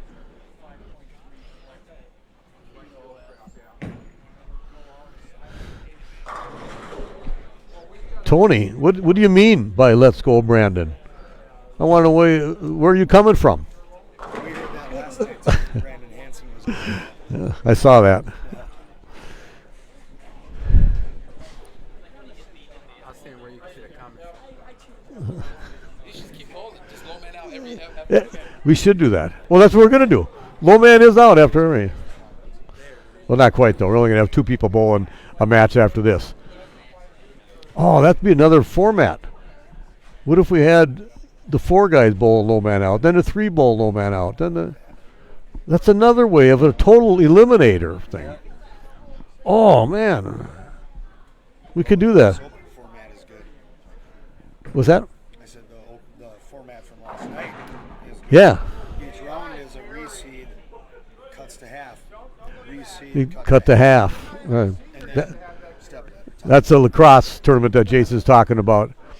They can't hear me. They can kind of hear you, except your voice is not quite all there.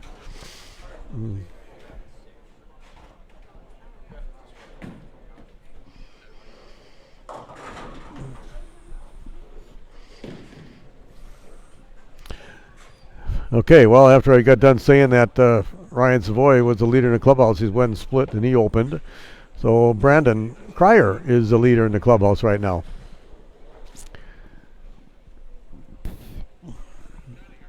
Can't tell what he has because that graphic up there showing the 4 pins is in the way.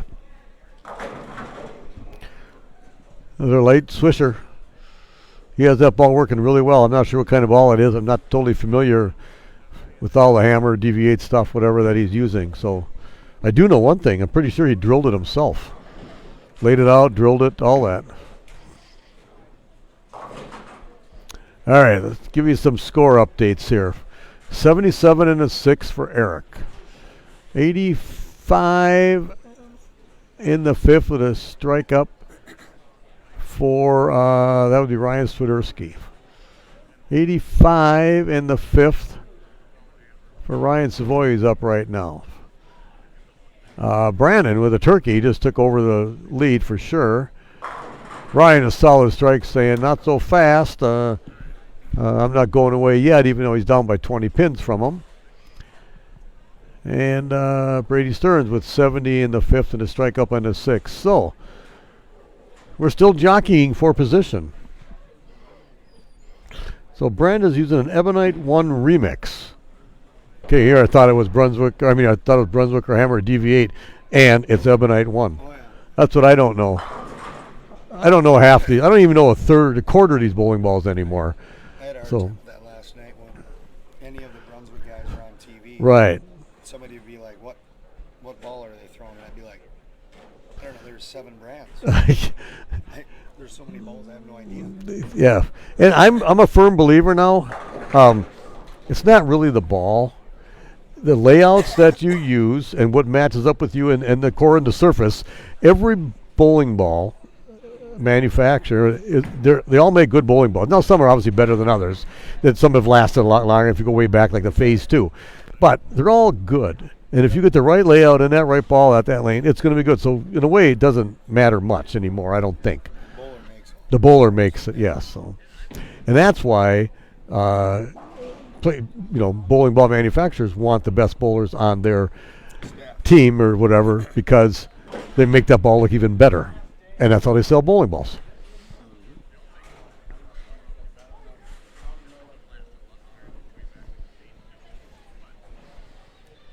So besides Brandon and Brady, who are kind of on staff. I don't want to say Brandon's on staff, but he kind of is but the other 3 aren't. Right.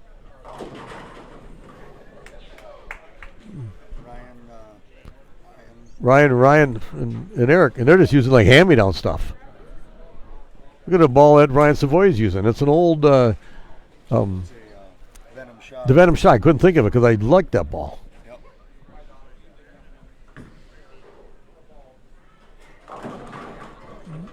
Oh, he really wanted that one to put some pressure on to Brandon. He didn't get it. So Brandon, I got to think if he strikes here, he's going to be the #1 seed. Nobody can catch him. Just like nobody can catch Dallas right now. They're beating the Vikings 36-3 at U.S. Bank Stadium. Do you know who put the lockers in the visiting team locker room at U.S. Bank Stadium?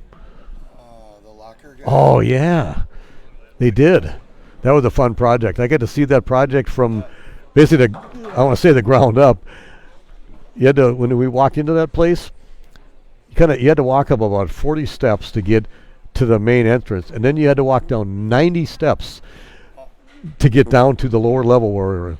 So everybody who worked there, we didn't work a lot down there, but everybody who worked there, they all lost weight working at that stadium because they had to walk down. They would do calisthenics on the field before working because of all the steps they had to take and what they had to do, and they're standing on their feet all day. So they'd get out there and you got to get loose and stretch and all that. So all the construction workers were in better shape when they left than when they started. That was a fun project to see when you see $1 billion, right? It was $1 billion or whatever. So seeing a thing that big being built was cool.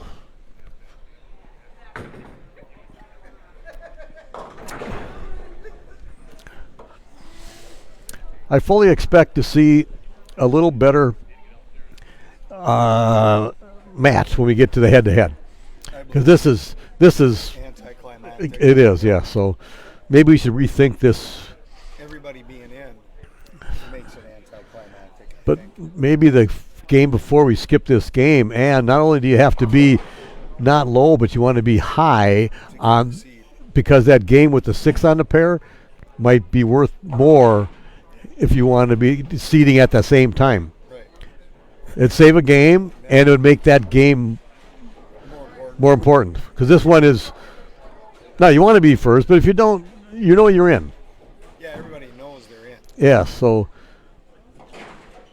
And they could be trying different bowling balls. Could be trying different stuff, knowing that when I get to this other pair, I'm going to see how this one reacts.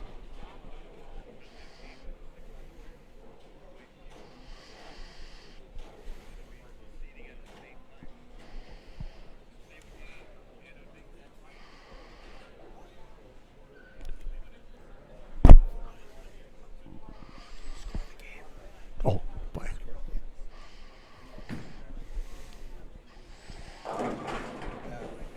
All right, Brady. I mean, it's a lazy 2-8, but who cares? Well, exactly right. Yeah. But if it means something, then you maybe. So I think We'll reevaluate. we'll make that game with the 6 on there. Not only is a low man out, you're seeding at that same time. And it could be that 17-18 is not that good of a pair. There were definitely pairs that were better than others.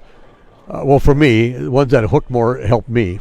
Manhart was hoping that we would have been on 17-18 because that's where you got 490. Okay. Whatever, right? You know, going into that. Then you He get got, well, he had no reaction. He had 6 shots that were light splits. It was amazing. Everything went light for a split. brand new lanes. That's true. These are just put in. Still a totally different color yes. from one pair to the next. Yeah, these are brand new, aren't they? Oh, Yeah, see, it doesn't matter. I mean, like we say, it matters, but it doesn't matter. I mean, me, I still want to be first Yeah. game for the title. Yeah. I mean, of course. But you're right. If you're not, The focus isn't quite there. I can see the focus isn't there. These scores would be a lot higher if the focus was there. Yep. Look at everybody's in the 120s, or you mean 150s, 60s, except for Brandon. George Peterson is watching. George, haven't seen you for a long time, man. How are you?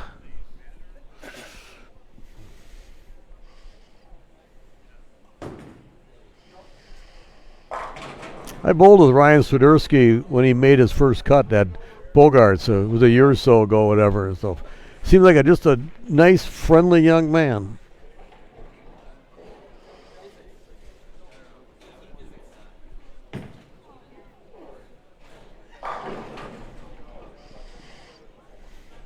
Yeah.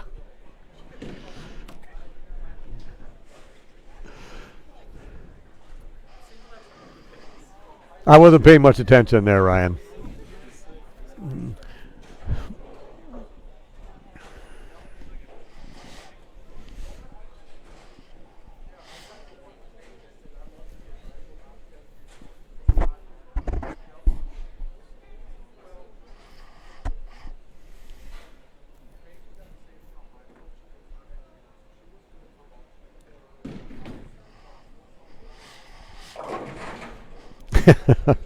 Brady is just befuddled, would be the word.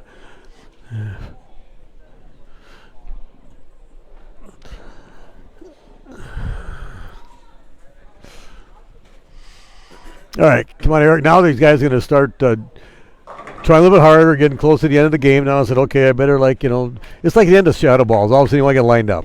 well, if you listened last night, I said that a bunch too. Like, they'd come to a pair. It was new. You're 4 frames in. Can't find the difference between. So last night was, a house pattern. Then a Oh, right, house pattern and So it took them a bit to try and get line. But then from like the 5th or 6th frame on, they're focused and they're They were all- more aggressive. That's another thing. something and Yeah. attack. Yes, that's another thing too. To be aggressive, you can only be so aggressive early, because if you get too aggressive, ball could go 50 feet here. Works against it. Yeah, Or you hit up on it too much, or you get too much reaction. I mean, there's way too many things that can happen when you try and attack it. when you don't know what it's really going to do. But then again, saying that, you still have to be aggressive. Oh yeah. And Brandon is the only aggressive one out there. But then again, he has the best look, so you can just be more aggressive. Has a competitive attitude. That's probably a little He has a bit, competitive attitude. Yes. let's say, than the others out there. Well, not outward driven. Right. Shows it. All right, Ryan Swiderski's going, I have a chance for that number 2 seed. We could have the youngest stepladder match in history. Between Ryan Swiderski and Brandon Kreyer would be not even 40 years old between the two of them. This whole step ladder is pretty young. The whole stepladder is pretty young. When Ryan Savoy's the oldest, that's pretty young. All right. Oh, no, never mind. Eric was the oldest. I talked about that before. I was saying, yeah, I did say that when Eric's the oldest. But still. Still, that's a young. Yeah. You got all. I need the score sheets too. You got all those score sheets I can take home to do the Bowler of the Decades. Don't let me forget to take those. I'll try to update that right away. And speaking of that, I think I finally got the Central Bowlers Alliance website back up and running. I had a bunch of viruses and stuff in there, and I think I got them all taken care of. So what I'm going to do on the CBA website is really what it's going to be is more the history of everything, past tournaments, past everything. Oh, Ryan Swiderski's hurting right over there. Not sure what he did, but he's trying to. He has a wrist issue.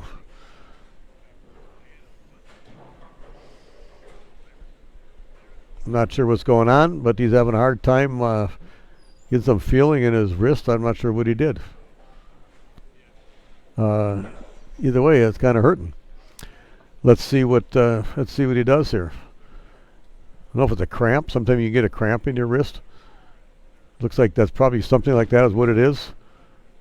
Trying to shake his hand out of something there or whatever. But in the meantime, 161 for Eric Schacht. Ryan Swiderski, depending on what he does here, he's going to be in the 180s. He's got something locked up in his wrist.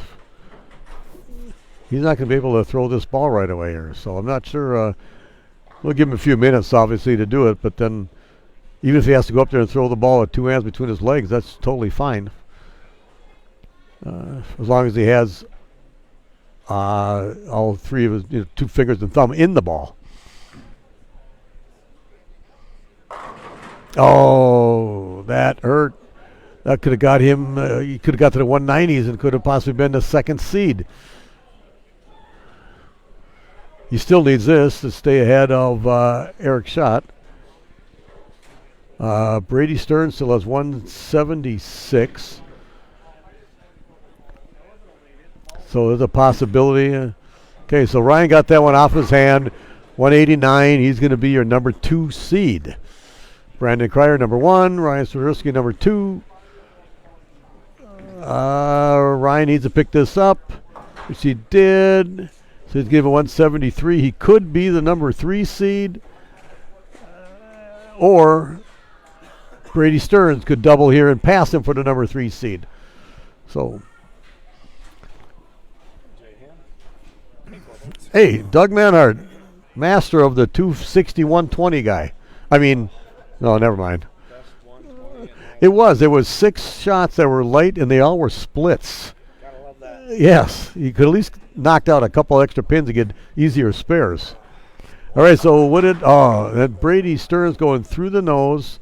That just it doesn't really matter. He's going to be in 4th or 5th. He's going to be the bowling in the first match no matter what.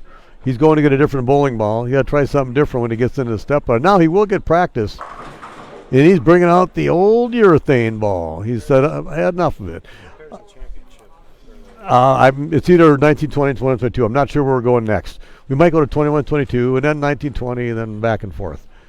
But it's going to be these 2 pair right here.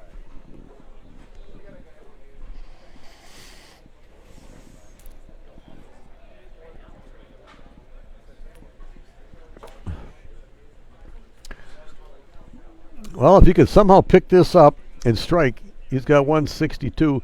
He's going to be the number 3 seed instead of the 4 seed. Oh, and he didn't. So either way, he's the 4th seed.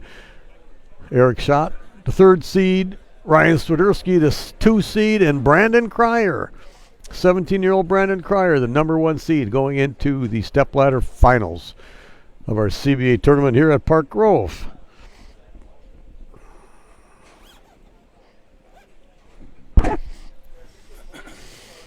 Okay, I think we got it figured out. Are we going to 21-22 or 19-20? 21-22 and then 19-20, then 21-2, and then back to 19-20. Okay, so Brandon didn't need it right there, but he's going, okay, well, what happened on that one? I know he didn't need it, but like I talked about before, you still want to be aggressive. You still want to be, striking. You want to be striking no matter what. Just gives you that good, confident feeling.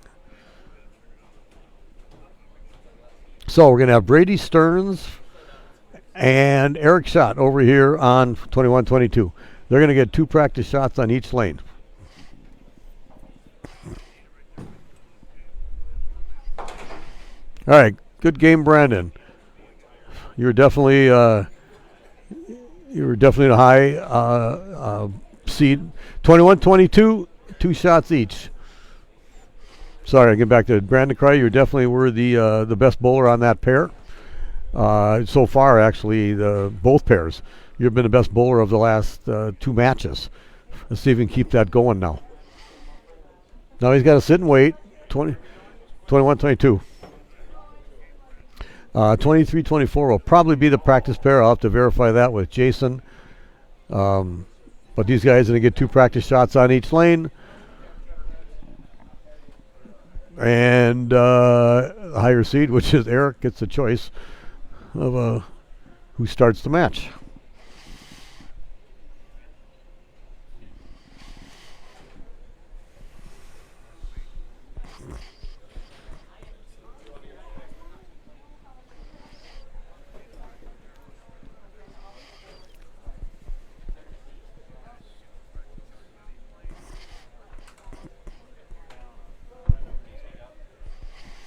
All right, they get 2 practice shots on each lane.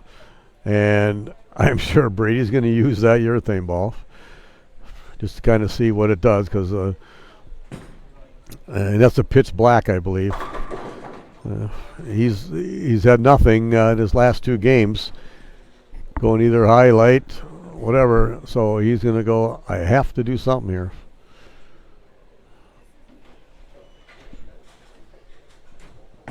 Okay, right off the gutter. And you wonder, why didn't you take that out earlier? Well, we'll see. First one always looks good. A lot of times you throw a little slower. You're just a little bit softer with it.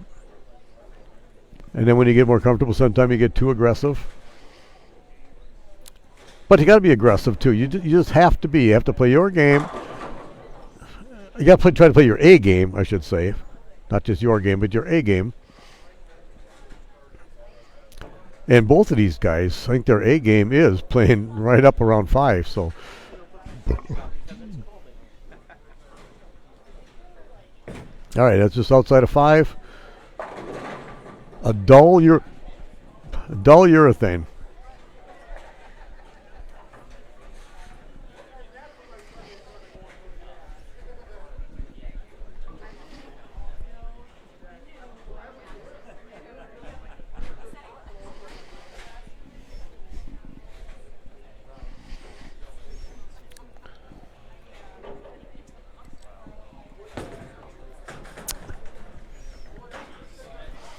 Okay, he's hobbling up there a little bit.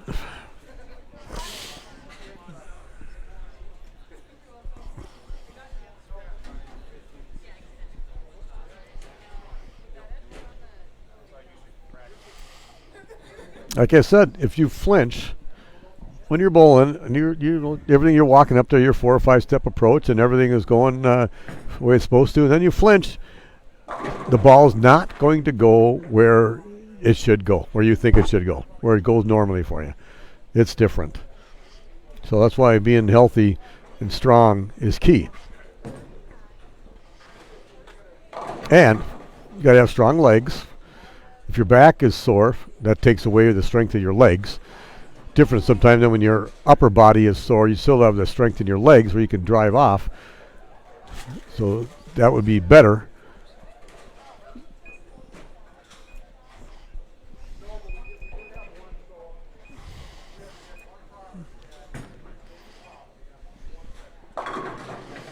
Okay, and Brady's going, I don't know what to do here. So this is going to be what we call a pillow fight, I believe, this game here. They're both going, I'm not sure what to do, where to play.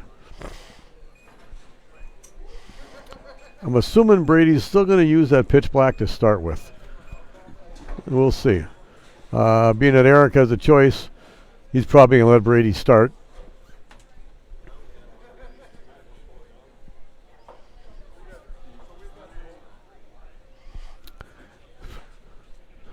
They're discussing it.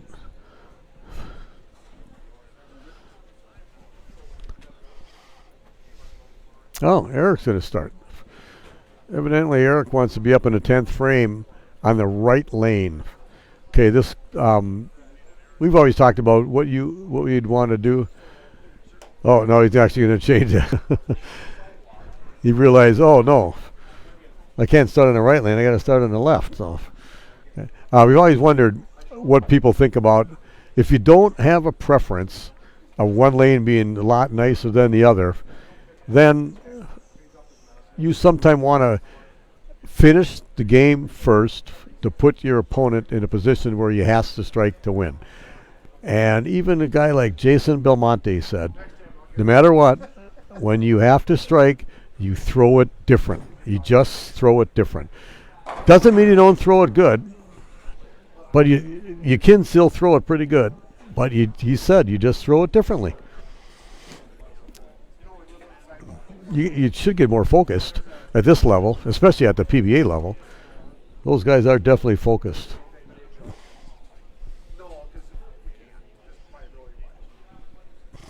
Okay, starts out with a 7-10. Light hit. Doesn't, all you want to do is break it up. Get 9, but you don't. So, is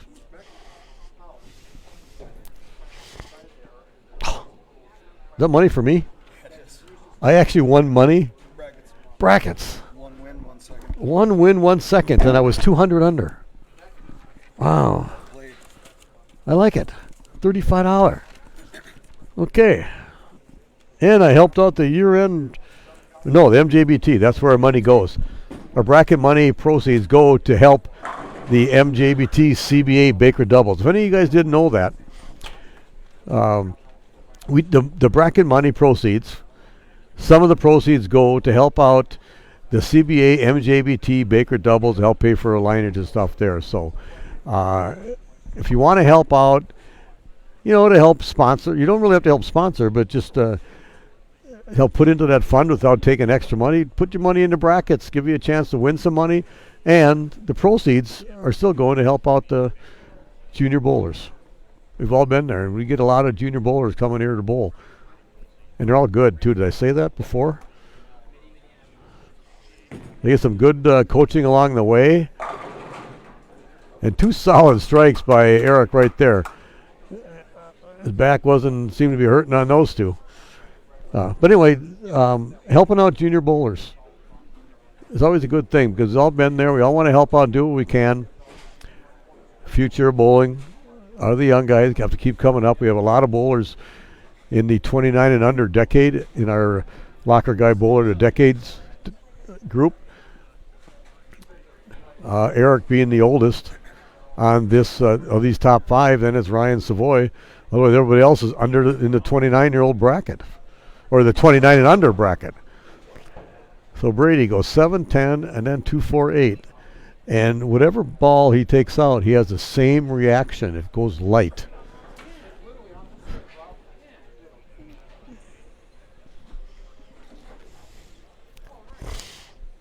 So I think Eric's still using that IQ tour that he went home to get.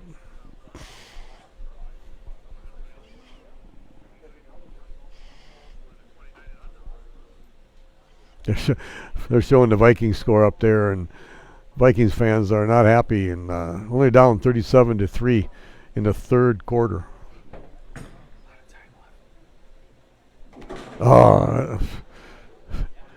and it just didn't get over there for that 248.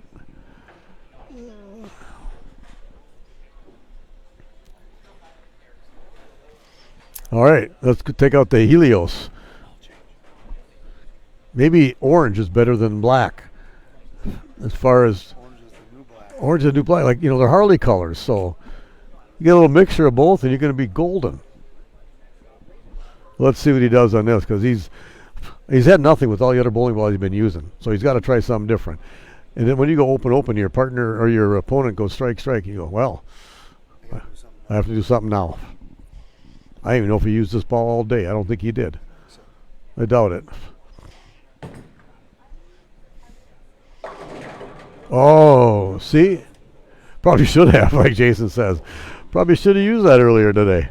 But then again, you throw it. Of course, you got lucky. But sometimes, you get the right ball, the right roll, the luckier you get.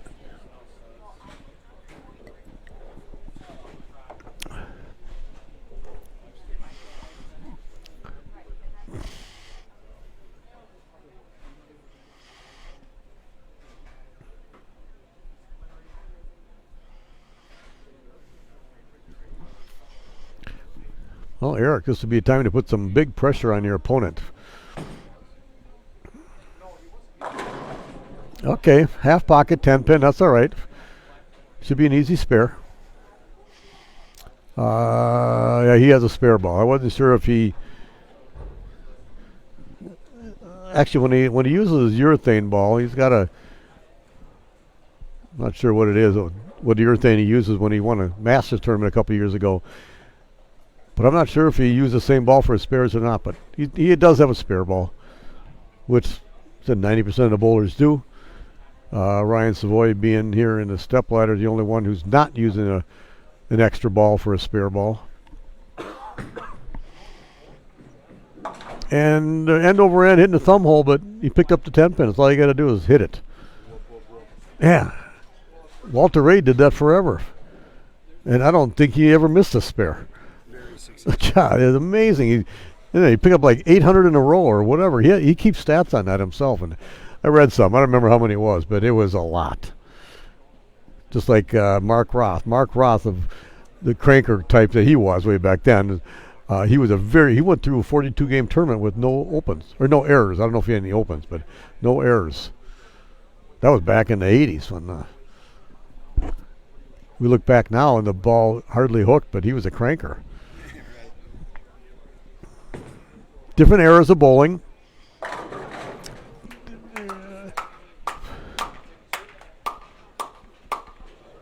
Okay, that's Doug Manhart over there, if you heard that clapping.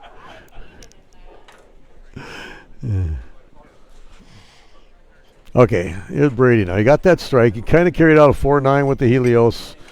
He just took it out because he's had nothing for the last 3 games.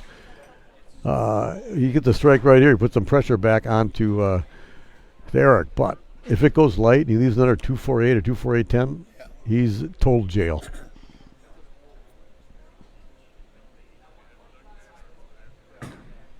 How's that? And he's in total jail. I mean, I had that from game 1, so I got to believe after they re-oiled, everybody played in the same part of the lane, but then that oil just carried down. It was 47 feet to start with, right? Then so after you re-oiled over you oiled over house shot, and then you re-oiled over this pattern, it should have been longer, or played longer, and it did. Oh, he caught all that one, a little loft and everything. Get to the 2-8. All right. I'd like to know what's going through his mind right now, because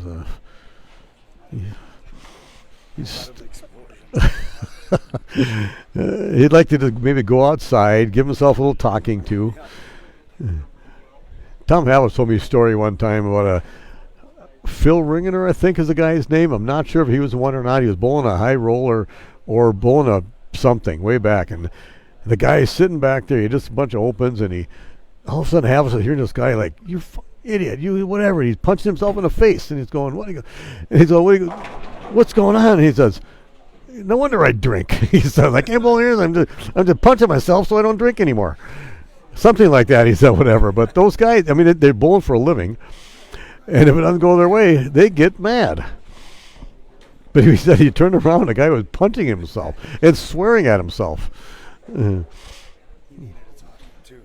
He needed talking to. So he talked to himself. And I don't know how he did after that. Yeah, exactly. And I know I was kind of saying that, kind of laughing about it because Brady Stearns has done that, where he would say, I needed a talking to, but he would just go sit in the corner and talk to himself, not in the corner, but just go off to the side, talk to himself, get himself focused again, and go, hey, I need to do this. And Eric's going, okay, if you're not going to strike, I'm going to, although he did strike the last frame, but I'm going to put some pressure on you. So you have nothing. I'm going to make you squeeze the ball even more. Very, very seldom you ever see Brady this lost on anything. But when you're coming up a game 30-something at the end, you have to be getting a little bit tired, especially when this is not a house shot. Mentally tired, yes. Yeah, physically wise, I'm sure he's fine.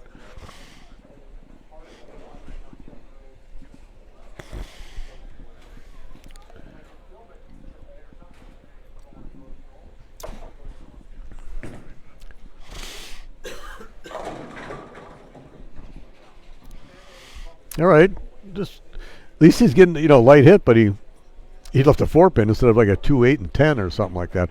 Brady's is probably, but it still was light, and even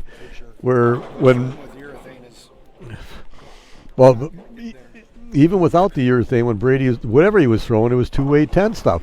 So is it going a little? Even the last match, is it it's not starting up at about 35 feet like Eric's getting his ball to face up a little bit sooner.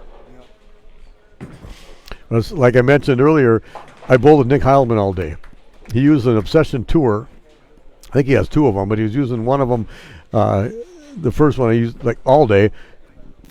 And he got his ball to like face up and hook to the pocket and stay there. Mine would go a little longer. And then if I tried to square up, well, I couldn't really square up enough. But if I pulled it, it's either light or through the nose. I could not get the ball to face up to the pocket. Yet his would roll up. It got going to the pocket at 35 feet, and it was going to hit there. Mine, I had no idea what it was going to do. I don't know what I would do differently. Oh, Brady goes, I'm not done yet. Which he's not. So.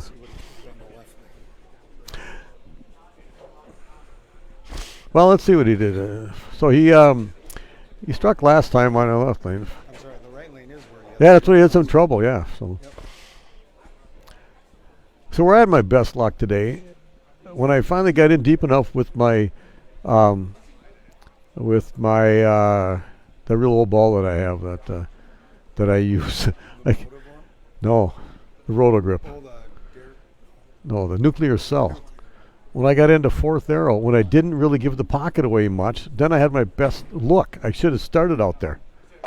Now that was very solid. He's going, okay. Uh-huh.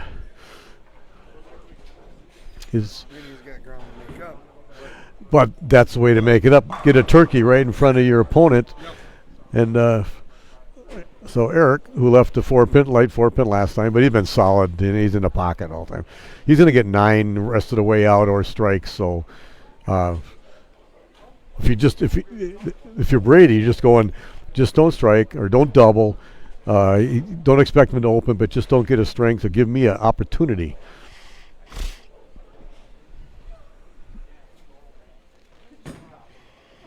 That's right off the gutter. It hooked in. That one did not start up at that 35 feet. It went a little bit longer down the lane, and so it came in a little. It didn't turn over. It wasn't high enough to start with. So, so you get the messenger, but the messenger it comes so late that the messenger's going in front of the 10. You guys can't hear Jason, but he's agreeing to everything I say. Just so you know. Could have the camera on him. You can see him shaking his head. Yes. Yeah. He's good at typing, though, so he could actually write a lot of notes. So, yeah. Should pick this up. I said he changes the spare ball. Eric is one of those guys who's got a nice, easy, solid approach.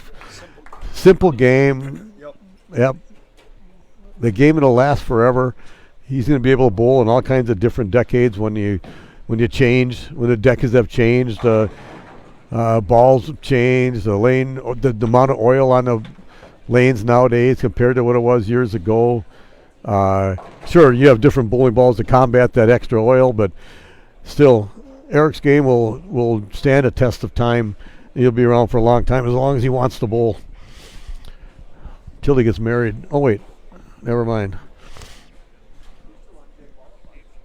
He's not doing that. I actually asked him that today.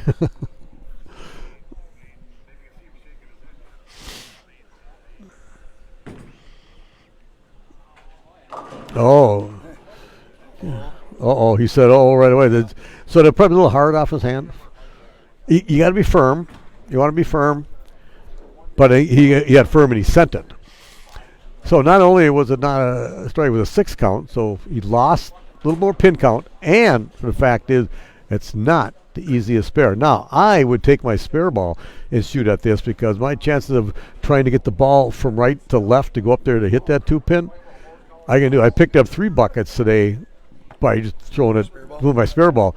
Basically, is where I shoot a 2-pin. You know, I picked up all that kind of junk, but yet I made 3 10s and 2 4s. And I missed the senior casher by a few pins. That's 55 of them. Yeah. First of all, I shouldn't have left one of them. Well, I guess. Yeah, I know it. Well, one should have been a strike and amongst. but it wasn't. But it wasn't. Yeah, exactly. That's 55. I can tell everybody, and I hear people talk about this all the time, that, oh, you know, I needed this here, I didn't get that strike. Okay, well, how many single pins you missed? Well, only 6. Okay. You shouldn't ever miss. I don't really care how tough they are. Actually, the tougher they are, the easier the spares they are, because the oil's down there. If you hit your target at the arrows, you picked it up. It's a lot of it's focus with a spare ball, yes, because you're throwing straight at it. Okay, this is to put some pressure back on. That was in.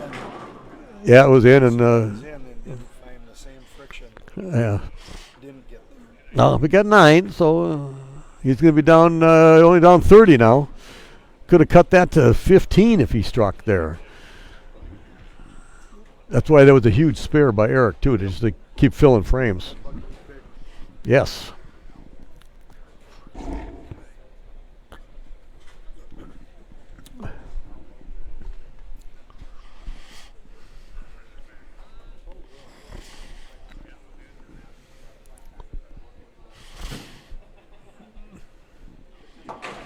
It's easy to pick up the 8-pin, but when you put the 2 in front of it, there's multiple ways to miss it.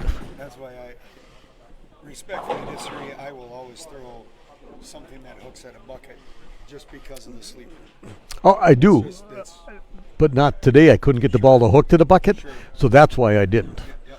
I even threw my spare ball at a 3, 6, 9, 10 because I knew I couldn't hook it enough to pick up the 9.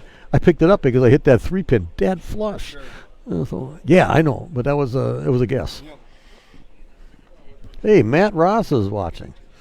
How's it going, Matt? I haven't seen you for a while. You should be deer hunting. Oh, of course, That was in, but a move. yeah, okay. Good. Here I was looking down and I was talking to Matt Ross and I wasn't watching Brady throw that ball. No, that was a move, a shift in, Okay. and very good. Well, so here's the situation.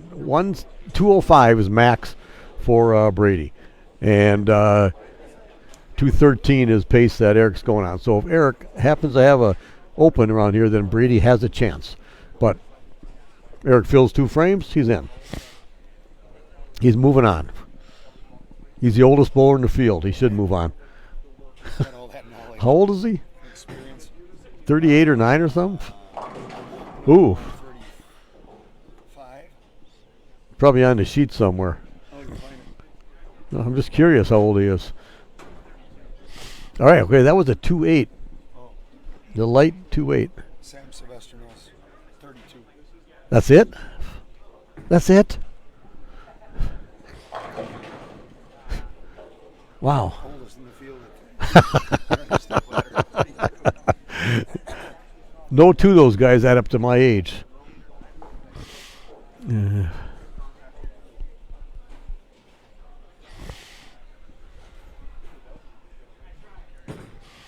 Okay, what is he doing at 2-8? Hooks at it, picks it up just solidly, no problem. So all he has to do is fill this frame, he's a winner. Otherwise, if he just goes 9 out, he's got 199, and 205 is the max that Brady can have. And Brady's just going not like you want. You don't want your. I mean, I guess you want your opponent to open. You're not really wishing any bad luck on him, but you want to have him open so you have an opportunity. 34, somebody says Eric is. Oh, there you go. I was closer than at 35. Yeah. I win. You win, okay. All I know is he's in the 30 bracket, Yes, he is. and the rest are in the 20 bracket. No, Ryan Savoy he's 33 or 4 or something. All right, that's a winner. Solid winner. I didn't really see where he threw that one, but he might have like chucked that one up there a little higher, pulled it a little bit to make sure he didn't throw it in the channel. I think it was higher. Yeah, I think he got it in. George Peterson used to tell me. A little firm, Yeah. so that you got away with it. George Peterson used to say that years ago. When you need a strike, you have to throw it straighter and harder. It does make sense, though. Yeah. Well, you got to be aggressive. Yep. Because if you try to be soft and throw it away, you're gonna have the ball's gonna go left or right. That bat's bad. Yeah. Okay. He was poking himself in the back when he was standing there. He threw that shot and he Okay. So came right away from it. Hopefully he can make you it. sure it's not his buttocks? No, it's lower back. I just watched Forrest Gump, so it's not his buttocks. Wonder how good he would have been as a bowler. Oh yeah, he would have. Oh, no, I mean, and Forrest Gump, he would have been the greatest. Olympic team. Exactly. Yes, that was so funny watching it. And then it was really however did the camera work, whatever. But he grabbed the ball with his hand. Yeah. We're doing well. Lexi, our server here, who was taking a break when I went back there to get some pop, and so she had no. I'm eating lunch. She said she can't help me. Somebody else had to help me. You must work at a bowling center. Yeah, exactly. What a split. What a split. There's always day one. I've had Good weekend, Brady. 1920, 2 on each. Erase some of the scores and get rid of 2 of the players on each, please. I'm going to step away from the mic here for a little bit, and I'll be right back.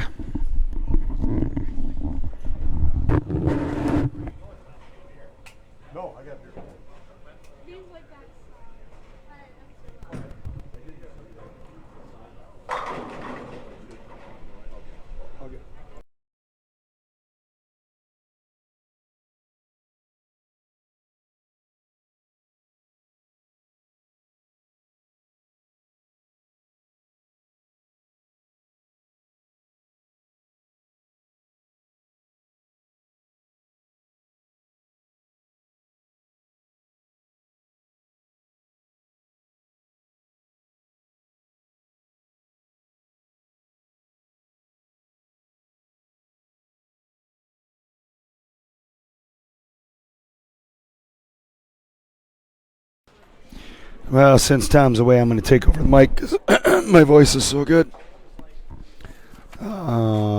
Okay, never mind.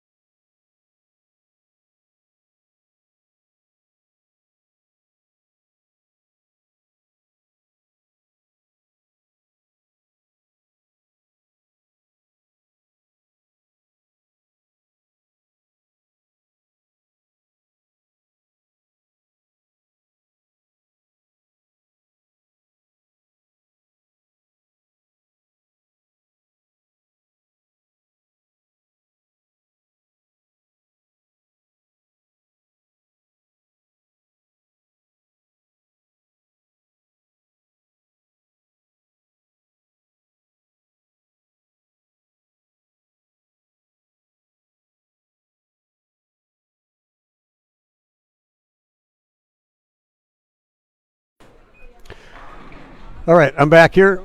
So we are have to get you over to 19 and 20. Let me do that first of all here, guys. So we have Ryan Savoy against Eric Schacht, and they both had their 2 practice shots on each lane.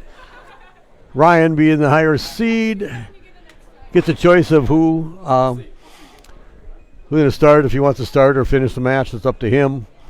So we'll see how that goes there.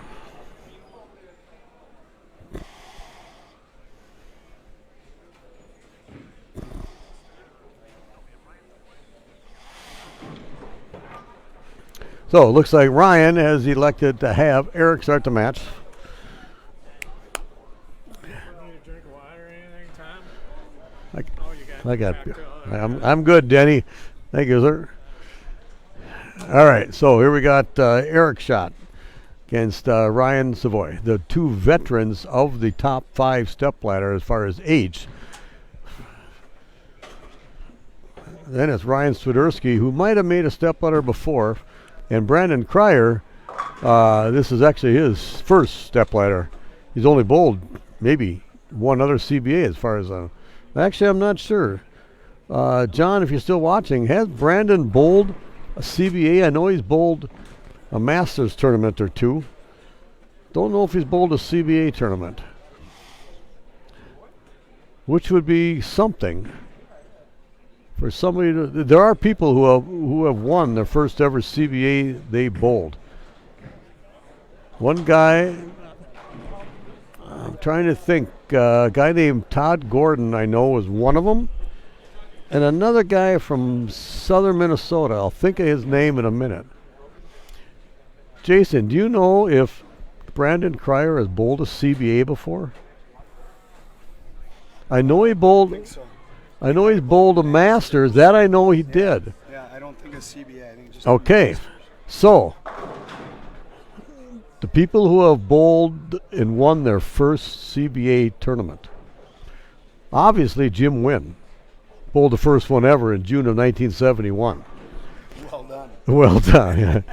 And I do know there was a guy named Todd Gordon, won at Blainburg once, and his first tournament, he won. This is back in like the 80s. Then there was another guy from southern Minnesota somewhere, and I can't think of his name now. I'll think of it. I thought his dad owned a bowling center. Like, not Otana, but like south, kind of like that. And I'll think of his name. Somehow, if I looked up, actually, I could look it up right now in a way, because I mentioned I have my CBA site kind of back up and running. Yep. A lot of viruses, whatever. And what I think is going to be is more history. All the old history I'm going to have on there all the time. I will try to get stuff up there as you put it up on the Facebook page. Send it to me. I'll get it on there. But if you want to know what's going on right now for a CBA, look on the Facebook page, because you're going to put that up there first. But I'm going to try to keep a lot of the history stuff on there, and history basically, because there's a lot of history that I have that nobody else really has, and I got to have it on there so that it can be easily accessible for everybody. Ryan Savoy is not going to get home before dark because it's already dark. And Bruce, I'm not going to make it home before dark because it's already dark.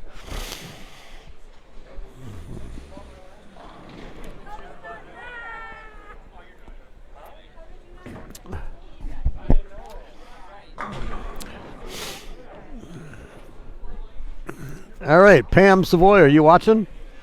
I haven't seen you on here for a while, Pam. You got to watch your son bowl.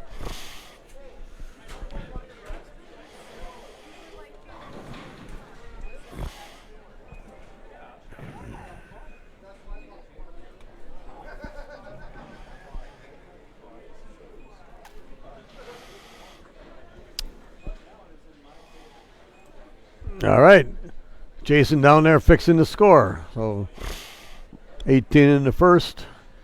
Spare up for Ryan. Eric spared the first frame, up on lane 20, second frame.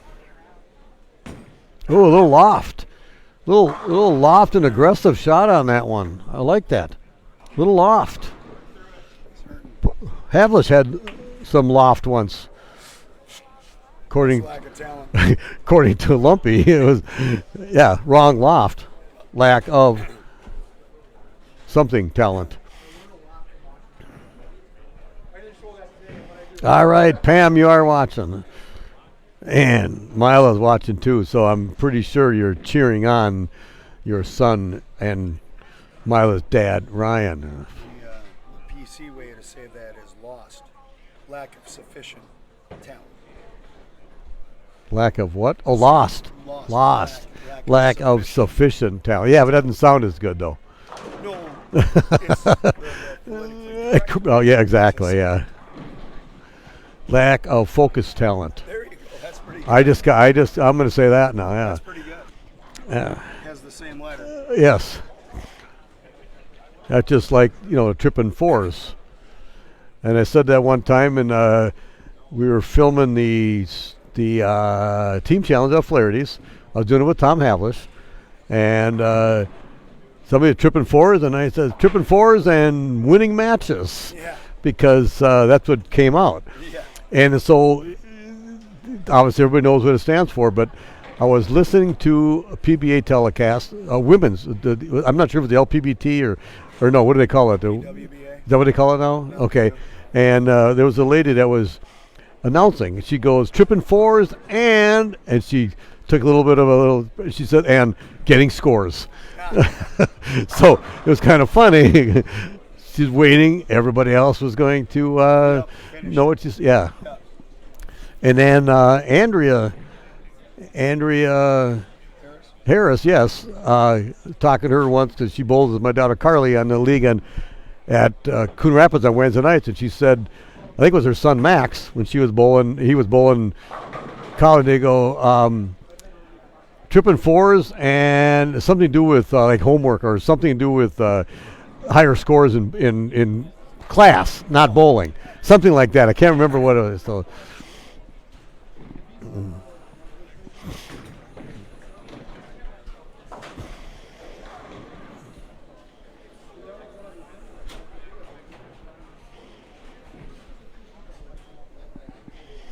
So, Pam, how old is Ryan? I was thinking he was I'm talking to Pam Savoy. I was thinking he was 34. Maybe he's 32. Just curious. I know I have it on the sheets, and I'll figure that out later, but... oh, no. Didn't break up that split. This is one place where you can really feel the trains. Yeah. You can feel them. I can feel that. Is that what that is? Yeah, it's the trains right back. We are like right in the stockyard area, kind of. Where all the... That might... Yeah. Oh, yeah, that caboose came back too fast, and his ball went high. That's what happened. That's what happened. Oh, man. I'd be upset with his dad. He used to work for Burlington Northern. Yeah. It's his fault. I'd be mad at so Ryan's 33 on December 15th, so he's only 32.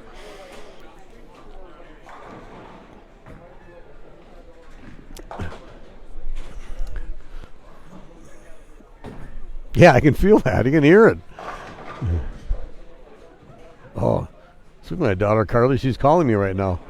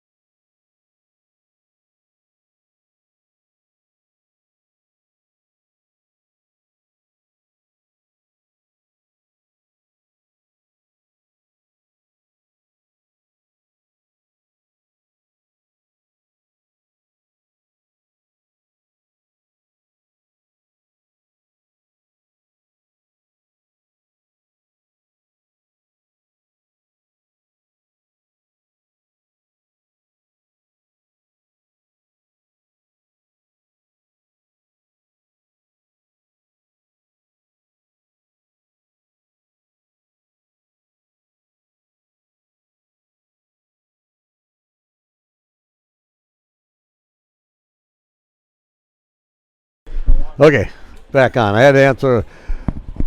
You're right, Melrose Bowl. We lost audio because I had to step away. I had a phone call.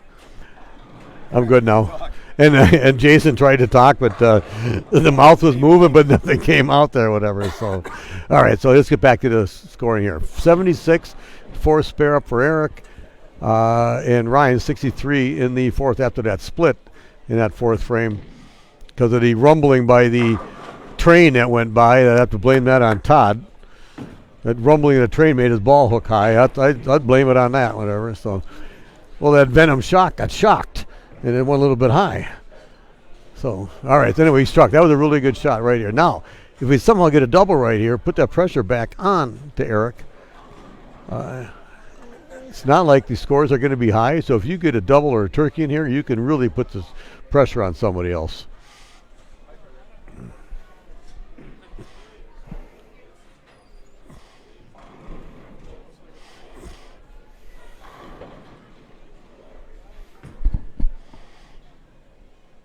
Oh, that was really good. You know, the big end-over-end roll that Ryan Savoy has. He can come up the back of it, then he can come around the side of it, then he can throw backups, then he can throw it harder, he can throw it softer. Multi-talented Ryan Savoy. And he bowls on the Locker Guide team with Jason Hansen. Yes, he does. Good team for him to bowl on with you guys.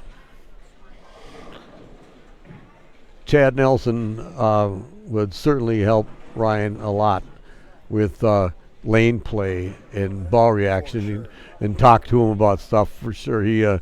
Chad's really good on just sitting back, watching everybody else. He's like the solid 10 by Eric. I thought that was a strike. Chad on your team, I would say, is like John East on our team, who John sits back and watches everybody's shot, and he doesn't really say anything. And then if you say something to him, ask him a question, you go, well, 8 frames ago you did this, and then you did that, and you changed to that, and did this, and whatever, and that didn't work. So he was watching the whole time, and he knows what you did, but he doesn't really say anything until you ask, unless you're really, really struggling and you want to say something. But yeah, those guys just sit there and watch and remember all of it, and that's why they're two of the best.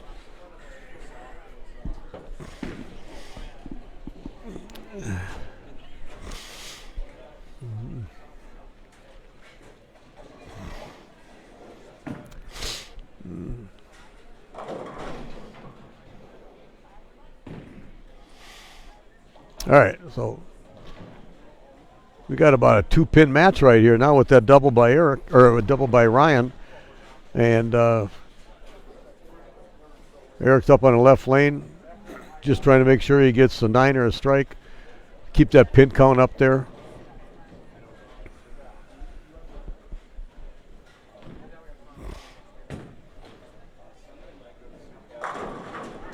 Very good. Now, what's the difference between that and a solid 10 he left last frame? It's so hard to tell. Hard enough to hit the pocket. See, when you get easy house shots and you're hitting the pocket, you can tweak things to carry. So, I got to do this, I got to do that, or whatever, and you're going to hit the ball, got to come in a little bit here and there. But when you get these tougher shots, first of all, you got to get the ball off your hand, good roll to get the ball to react, to get to the pocket, and then, a little high, a little light, dead this. It's tough. And then you got Ryan, who just obviously throw the ball up here and snap out that 10 with an old Venom Schacht. All right. We have a new leader right here. Yep. Taking over. So I'm curious what he did in that fourth frame. I know he joked about the rumbling of the train, but did he set it down shorter, or did he throw it slower or whatever? But whatever he did, he was aggressive on those next 3. He's one that does a lot with his hand too. Yeah. Oh, yeah. That was. Maybe you circuit a little bit. I was talking about that. Rolled it a little bit more. Started too soon. I was talking about that he can come up the back of it, he can come to the side of it, he can do this, he can do whatever he needs to do with the bowling ball. He understands the game. And that is just such a high roll with really good finish that it's just solid finish all the time. And you get to watch it every tournament you bowl. I do. Yeah. See, Yeah, exactly. So, and he doesn't ever seem to get rattled. No, 140 at the USBC mindset was just on to the next. Yeah. Let's gain some. Yes. Okay, well, Eric, you better get a strike right here if you want any chance of winning this game. Good aggressive. Oh, too high. So I'm not sure. Sometime I was talking about this with Nick Heilman earlier because I was bowled him all day. When I get aggressive and want to hit the ball, I tend to pull it. But you want to be able to get all you can on the ball because if you just kind of like dump it, it's not going to react at all. And he caught all that one, got it in. He was hit up. So urethane too is going to grab this. Is that your thing or is that his IQ Tour? Black Widow. Oh. I believe that's his Black Widow. Yep. Orange slug in it. That's his Okay. Black Widow urethane. Oh, that's what that is. Urethane with the Black Widow core in it. Okay. Yeah. So that's the ball that he was using to win the Master Tournament and stuff with. Yep. Okay. I thought that was the IQ Tour. I said that wrong earlier then. Really So sure that's. you're probably right. Yeah. Okay. Yep.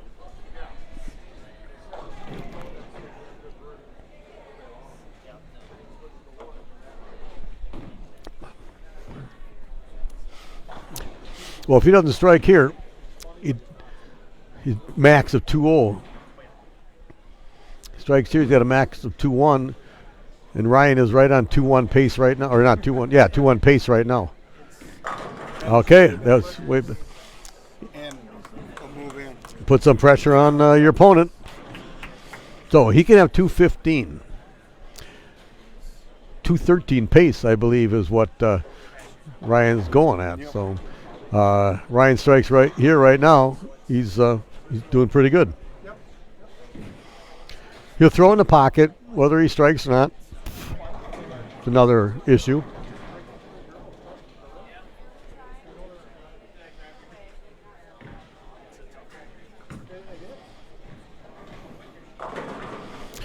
And he gets that ball with that end over end roll that's not hooking early. It's going down lane, and then when it picks up that roll, it picks it up soon enough where it goes to the pocket to strike, and it's not coming late behind the head pin.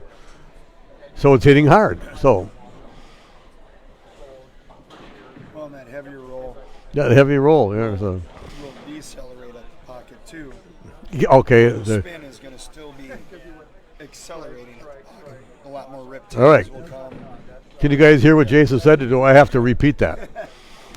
All I know is if he strikes here, he wins. Oh, the old solid 10. Oh, got to pick it up. If he doesn't pick it up, Eric's got a chance to strike out to beat him. He's going to throw his same spare ball, a strike ball. He's going to call it a spare ball, and he's going to pick it up. Kind of end over end, semi backup. And he missed it. No matter what happens, you throw it differently when you need things once in a while, and we all know how to pick up single pins. Whatever the reason was that went through his mind there, went up there too fast, didn't think about it, didn't take the. I really don't know what goes through. I know it goes through my mind. When I miss one, I know what I did right as soon as I let go of it. He knew that too right away. Yeah. So now we need 2 strikes and 6. The hardest part is the 2 strikes. The 6 would be easy. Aggressive. Too aggressive. Yep. But what did he do last time on that lane? He went high also, didn't he? Yeah. Okay. He moved in. Yeah. Okay. Yeah. Okay. I actually think he threw that last one on the right probably pretty good. Based on the move he made right there. I just think they're not. It's not a house shot. So you had to be like you can't just let the ball off your hand. You probably threw it really well. Just hit, maybe got up on a little bit too, whatever. So either way, 210 for Ryan, 177 for Eric. We're moving on to the semifinal match. And it's going to be Ryan Savoy against Ryan Swiderski, and this is Ryan Swiderski, that is, his second time in a stepladder. Oh.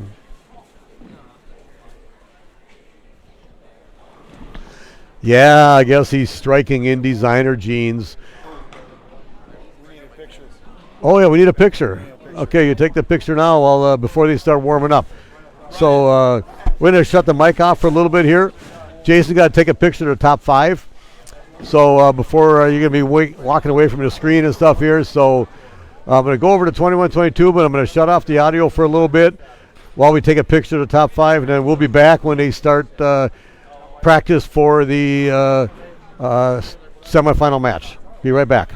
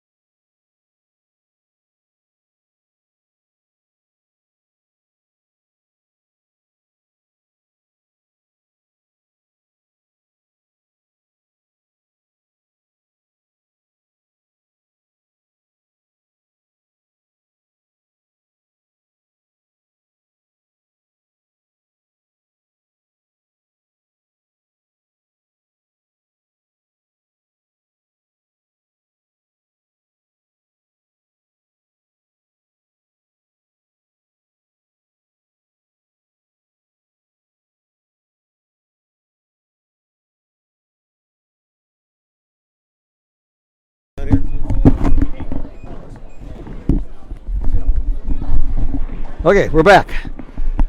So I clarified a few things. This is Brandon Kreyer's first CBA tournament. So if he wins, he joins the ranks of Jim Wynn, as we talked about. And then we just talked about Jeremy Steffen, who won his first tournament that he came out of juniors. And he won 3 of them that year. Won his first one he ever bowled as a junior, and won 3 that year. And that was he was Rookie of the Year, obviously. So, yeah. And Todd Gordon, I can't remember where he's from. He won his first one. Actually, I think he won back-to-back. And it's really funny how I remember these things. He bowled against a guy named Brad Hattie at Blainebrook back in the 80s. And why I remember it, I don't know. but he got up in the 10th frame and needed the second 2 strikes in the 10th. He got the first one. And the second one, he was high. The 9 fell into the 4. So why this sticks in my mind, I don't know, but that's what I remember. That's how he won his second CBA title. And then this other guy, I'm going to look it up. I have to figure out who that is, who's won their first ever CBA tournament that they bowled. So I know it wasn't Chad Nelson. No. He has his score sheet. He was 400 under at Eau Claire when he did that, whatever. He's talked many times that he didn't cash for a year and a half. Cash. Bach didn't cash, or yeah, Chad. So Chad and Dan. You're talking Year and a about half. Chad Nelson, Dan Bach. Yes, they. His first year and a half. Not a chance. Well, they were young, good bowlers, house bowlers, if you want to call it. Down in Owatonna, they bowled down there, and bowled multi games a day. Him, Chad, Dan, and Lumpy, and then Dan Langer also. Yep. He was a few years older than the other guys, whatever. And they just bowled and bowled and bowled down there, and they were the best bowlers. So they're the perfect example of that you have to come out and bowl somewhere else rather than league to be known. And those guys all made a name for themselves. Yeah. That's probably one of the best small town conglomerate factors in bowling world. Yes, from Owatonna. I mean, my goodness. Okay, so you started out with That's crazy. Dan Langer, who I know. Ullman's down there. I was going to get that today. He's the youngest. So you got Dan Langer. Well, Ullman is older than Chad, Dan, and Lumpy, but he wasn't as good as them and it got better later. Yep. He's a guy who didn't have the same talent as those guys, but worked a lot harder than those guys, and he's very good. I mean, we talked about this before. If you want to win an MSC, you got to go through Dave Ullman for sure in the CB and MSC. And who else is from down there? That a few other guys that don't really bowl anymore. Jeff something. Jeff. Can't think of his name now. Who's from that way? He throws the ball pretty good. I haven't bowled a CBA for a long, long time. But there's a few other guys that just obviously couldn't come out and bowl CBAs all the time. A lot of good bowlers came out of Owatonna. So I talked about Ryan Swiderski, who had made the step ladder before down at Bogart's. I think he's a little jacked up here right now, and so he's ball's going a little bit too far down the lane. Nothing against Ryan at all, but his first game down at Bogart's too was the same. He was super jacked up. He tripped like 3 Brooklyns. Okay. Something like that. Yeah. To win his first match, so he won his first match. He also, you can just see, you see people's, their, what do you want to call it? Their demeanor. There you go. He's got the high anxiety demeanor. Ryan Savoy has this low, calm demeanor. And so who's throwing the ball softer and slower? Right. Ryan Savoy. The guy's a little more hyper that Swiderski is, and you can see it in the ball reaction. And I've always said the pins know how you're throwing the ball. For sure. I don't know, okay, that one went light, but has Ryan ever really thrown the ball too hard? No. Not like Todd, who can. There was a joke. Todd used to be a hooker, and we used to always say that there. And then he joined the Lakers, and he doesn't hook the ball anymore. But he's been straight, yeah. He can throw the ball straighter, and with still a lot on it. He's got that voodoo roll like other people have here and there that can do things. Todd is still amazing. And he takes so much time on the approach. Yeah, he's fast. God. Just grabs the ball and just like Johnny said, they grab the ball and they're walking, and then years and years ago somebody told me, and I'll think of his name too. It's funny, the older I get, there's so many names that I know that I forget who they are or whatever. There's no faces. Yeah, right. But we used to bowl at Saxon in the Saxon straightaway, and this guy used to always Tom Barthel, and and he used to always tell me how you should just be able to grab the ball. That's just another easy rolling ball where it hooks up there and snaps out to 10. That's really good. But Tom Barthel would just say you should be able to grab the ball off the rack and just start walking and get yourself in time and throw the ball. Yeah. So I try to do that in practice, in shadow balls, whatever, just to keep a rhythm, to start a rhythm. I couldn't do that when I'm really trying to bowl for a score, but Todd and John seem to do that. Yep. And then there are people who stand up in the approach. For an hour. Doug Menard, I mean, people for a while, yeah. Okay, yeah. I think Doug gets locked. I, I watched Doug for a long time. I bowled with yeah, him, and he'll go back. yeah. Back. And the ball will start pushing out. And he can't Comes go. back. So Comes out, comes back.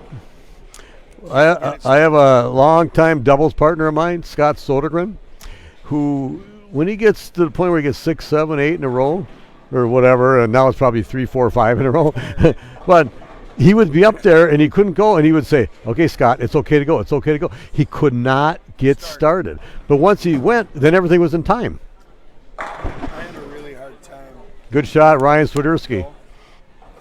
years ago, and I wouldn't say a hard time to get it started, but then I didn't have good rhythm when I forced it Oh, to okay, start. right, yes, yeah. And what really helped me with that, Jerry Ernster. Oh well, he was a rhythm bowler. That's it. It was all about footwork, timing. Yeah, And he really taught me how to just grab a ball and then just start to feel as you start, just take as many steps as you want, but just start to feel when it felt right to just Yeah. push it out and go.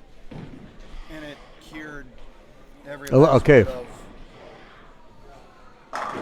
Ryan's looking pretty comfortable on this lane, Yeah. or this pair.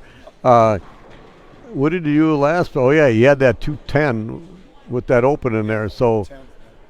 he kind of knows that pair too. Whatever.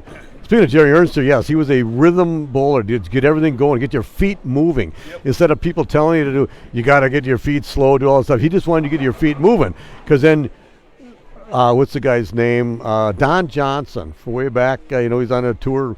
He said, you can't have fast feet. Your feet go in time with your swing. So if you have a fast swing, then you'll have fast feet. But if you swing slowly, oh yeah, just take your time. Yeah. So you have to. If you think you're going too fast, you can't slow your feet down. You slow your swing down by pushing it away further. I agree a lot. Make sense? I agree a lot with the whole concept of your swing should dictate what Your feet do. Your feet. Okay, that's what I was trying to say. You bet. Yeah. You bet. Yeah. So, You did say it that way. okay. I hear a lot of people say, "Oh, my feet are too fast." And then, okay, well, they might be, but what do you do for that? Well, I try to walk slower. You have to swing the ball slow, or you push it away a little more or Or something. you wait to start to push away. So, People used to be all caught up on the push away has to come on the first step of a 4-step. oh, second yeah, step right, of a yeah, 5-step. yeah, right. But if I have a really short swing and short swing, it's okay to be late. Yeah, oh, yeah. To push it Yeah, yeah. I have a little trigger that I do, where actually I hold the ball. I have a 5-step approach. I actually hold the ball out and I pull it back to get myself started with my first step. Because if I don't, then I'm moving the ball forward with my left foot. Then I'm off the 4-step timing approach that you're talking about. Yep. Bob Miller, of all people, who who's kind of the Millerisms. Yeah, he got me doing that years and years ago, and it got me a better rhythm. Okay, so let's back to this match right here. So we got Ryan Savoy, who was pretty locked in, 68 and a third of the turkey up there. Ryan Swiderski now, he looks a little bit more comfortable up there, 114 in the sixth strike up. So Ryan Savoy is going, okay, now this guy means business. I have to make sure I keep striking. I don't have this match won, only in the 7th frame. Dave Olenek, you're right. Jerry Ernster was the legend. Yes, he was. I honestly think if I'm Ryan and I have this look, Nobody's going to beat me. I'm not thinking about it. Oh, good point. He's already opened the first. He's got 2 spares after that and another spare, and I only have 1 spare. You want And another I'm one? throwing it really well. Yeah. You want another one? How much is it?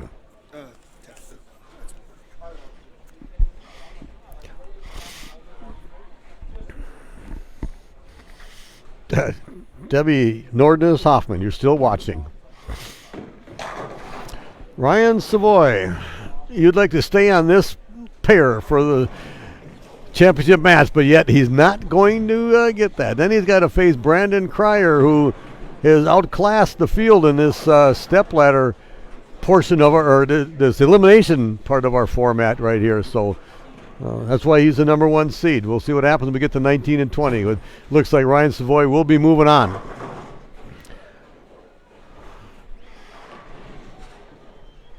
One of our youngest stepladder matches, 32 and 17. Right? It's not even a senior. It's not even a senior. Although Ryan will be 33 in a month, or in a week. So John Kreyer standing next to me doesn't even know when his son's birthday is going to be. But other than that, he'll be 18. So we're going to have 51 years of a stepladder, of a championship match stepladder final there. So, and I can tell you right now, who's going to be more nervous watching this stepladder match? It's not going to be Brandon. It's going to be John and Dana. And exactly, yeah. So it'll be fun to watch. What I've seen Brandon bowl today, nothing seems to bother him. He seems to be just going through his approach and his same routine and just throws the ball. Now, will he get a little jacked up maybe the first couple frames if he can calm that down, and especially if he throws the ball well and gets a good reaction, he'll be fine. And then of course depends on the opponent to put the other pressure on him. So breathing, you're absolutely right. Breathing in a sport, whatever.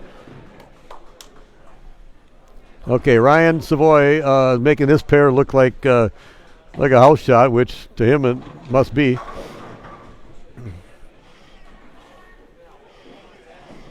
So you, Dad, John, standing next to me here, if you're Brandon and you don't have a better lane, as far as you don't like the left or right lane better, what would you do for wanting to start or finish the match first?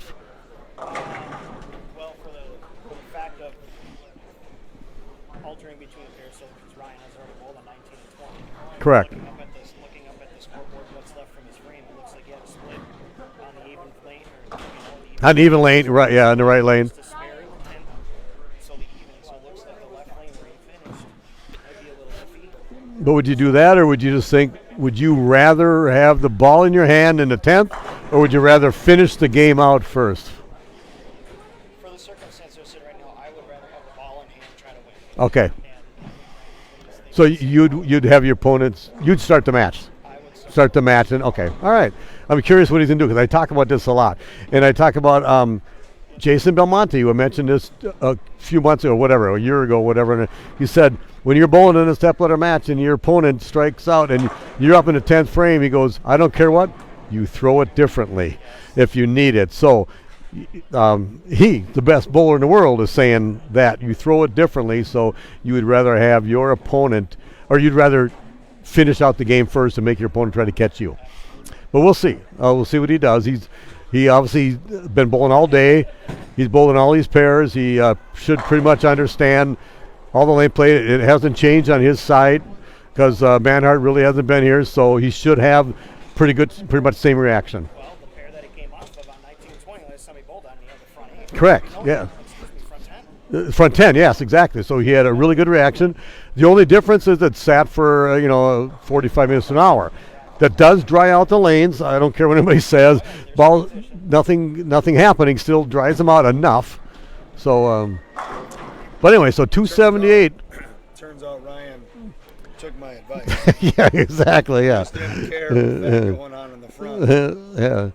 Just ran her out. So best timing was your dad, Bob Hansen. So Greg Hansen, is that your dad, Bob Hansen, who we named the Sportsmanship Award after? I want to know that, because if that's your dad, he was one of the best, nicest guys ever that I've ever had to bowl with. He'd come down and watch us bowl in some MSCs and whatever, and he'd always come back behind me and watch. 'Cause of course, I was one of the older ones that or CBA-wise, not MSC. CBA-wise, he'd come and watch because I was one of the older ones that he knew. But yeah, he was one of the greatest guys, and he was actually born the same year as my dad, so I always liked him.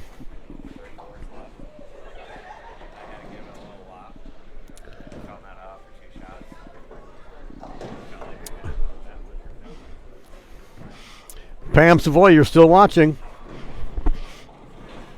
I'm not sure if Ryan Savoy has a second place finish at all. And I think Bob had great timing. I think Bob was one of the most accurate bowlers Yes. I had ever bowled against or seen.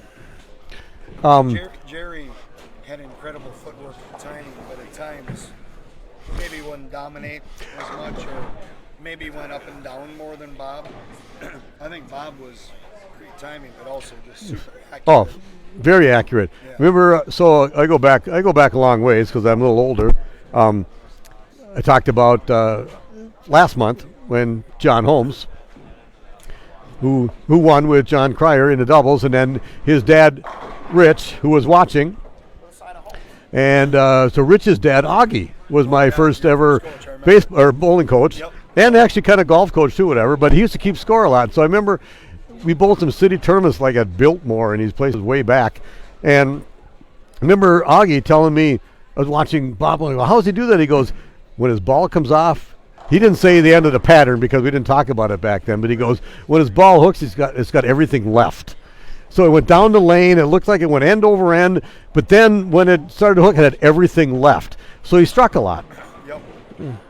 Not only did he, I lost my thing. Not only did he was very accurate, but he had everything left when he got to the pocket, whatever. So.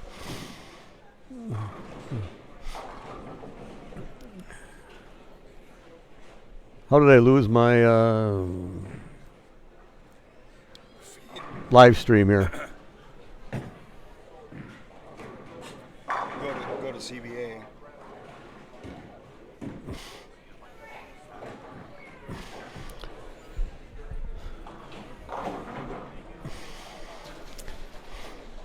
All right, so I'm still curious to see what Brandon's going to do. He's been leading in the elimination rounds here. He's been the guy with the best look, the best shot, whatever. So the game where Doug Manhart had 120 on the left side, he had the front 10. Right. So and it doesn't look. Is he using the same ball, John? Yep. What's it called again? Prediction is going to start the match. That's Dan prediction. What ball is it called? The Ebonite 1 remix. The Ebonite 1 remix. Okay, all right. So I would think, not knowing him, I would say he's going to let Ryan start, and he's just to go up there and double every time. That's my guess. So, but we'll see. You're letting him do this by himself, aren't you? Yeah. Okay. Well, good. I'm glad you're not. You got to learn to crawl before you learn. Well, he did this all by himself here today, so I'm glad you're just letting him do what he needs to do. Yeah. Yeah. What he does. He's going to be here again. Oh, he'll be here.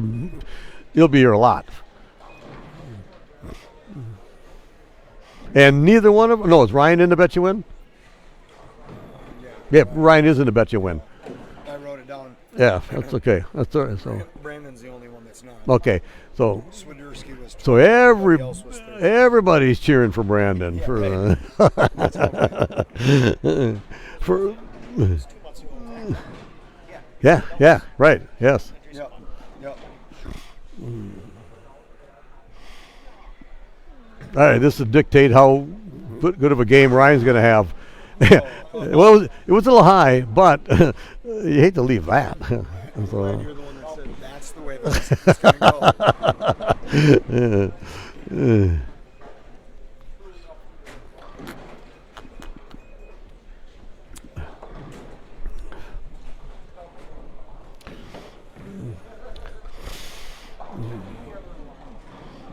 Oh, okay, so we must have been on the second ball, so now they got to reset that 7-pin. If he would have just struck, we wouldn't have to worry about that. The machine read it right. You split. You had 10. The machine read it No, right. exactly, yeah. See, that's unfair. It looked like it was a strike. Everybody thought it was a strike, except the machine didn't.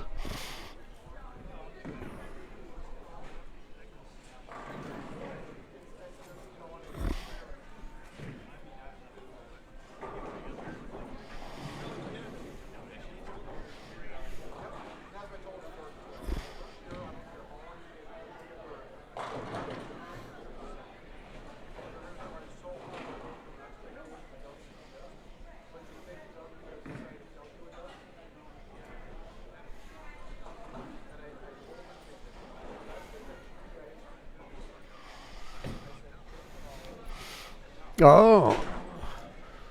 He's been using that same Venom shock for, I don't know, the last 6 to 8 games, and spares, strikes, doesn't really matter. All right, Brandon. This I always think the first shot always dictates how the match is going to go, and if he throws the ball really well, whether he strikes or not is one thing, but if he throws it really well, then he knows he's got it.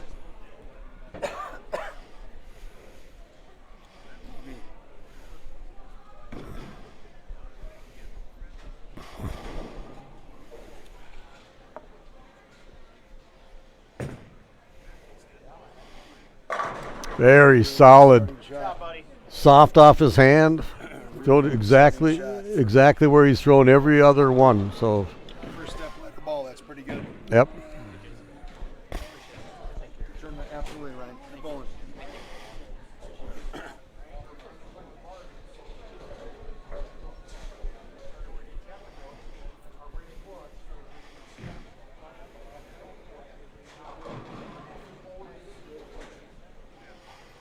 Is he as far left on that left lane as he is on the right? It's hard to tell because he's not up against a ball return, but it's hard to tell. Oh, the light 4-pin. Not his fault. Not his fault, no, but he carried that before when he had that front end. He carried a couple of light ones like that. He actually is as far left on the left. Okay. As far left on both lanes, but the only problem is it's just up a little bit. It's about another foot in front of the approach on 20 because he's got to get around the lip of the ball. So lined up right, but the distance is different. Oh, gotcha. Okay, well, you should pick this up. Should be not a problem here. So the whole idea on these step-ladder matches is stay clean. If you're not striking, just pick up those, especially single pins. You just stay clean, because if you start missing those, and all of a sudden you're losing 11 pins, and you give your opponent just a big break. So you're not going to shoot 300. All right, well, I mean you can, but a few happens, whatever. But yeah, actually in the championship match, there's only been one. By the way, Brent Newman over Lumpy over at Blainebrook or Blaine Bolero. Yeah, good shot, Ryan. 1 and 2. Was it 1 and 2? I didn't think it was that far down there, but It was on the end pair. Well, that end pair. yeah, not end pair in the middle of the house because that's the last one we're using. Oh no, we'll discuss that later. Not that end pair because it's the end pair we're using. Not 13 and 14. At the Mermaid because that's what. Never mind. I won't go there. No. Yeah, I just did, but I won't. Okay. Well, this one should be in the pocket because Ryan is lined up obviously for hitting the pocket here. Just a matter of he's going to strike or not. And when he's high flush like that, yeah, he's thrown a lot of. Well, okay, he just had 278. Last game he had 210 when he opened the 10th frame because he missed the 10 pin, but the match was well in hand. So this, you're going to need 230 or better to win this game, I'd have to say right now. And both of them are lined up to be able to do that. Just a matter of who's going to strike with a string.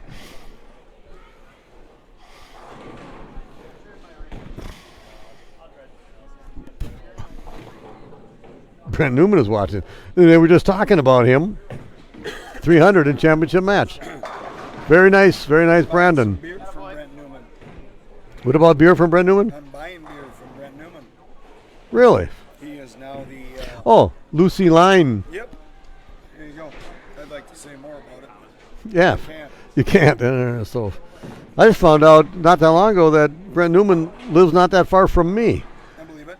Yeah, I knew he was in Maple Grove, but yeah. it's a big. Well, he had told me. I thought he lived closer to Medina or whatever, but okay. So he's back farther.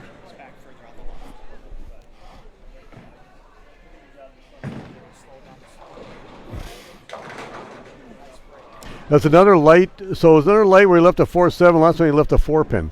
So is that John, his dad, just pointed out to me that he's playing probably the same part of the approach on the same board on the right or left lane. Look, he's obviously up against the ball return on the right lane, and he says he's the same board on the left lane, but he's back further. Now, you think that would get the ball in a roll sooner? just because he's back further, but both of those now have been light, where he's left a 4.7, whatever. So, but just pick this up. The worst thing here, I don't want to say it, but the chopping ability of this stupid spare. So you want to stay clean, but you can chop that one easier than. Doesn't mean you didn't miss it. It just you got to change the score. Actually, it doesn't matter. Doesn't matter. Doesn't matter, Jason. He's got to do it.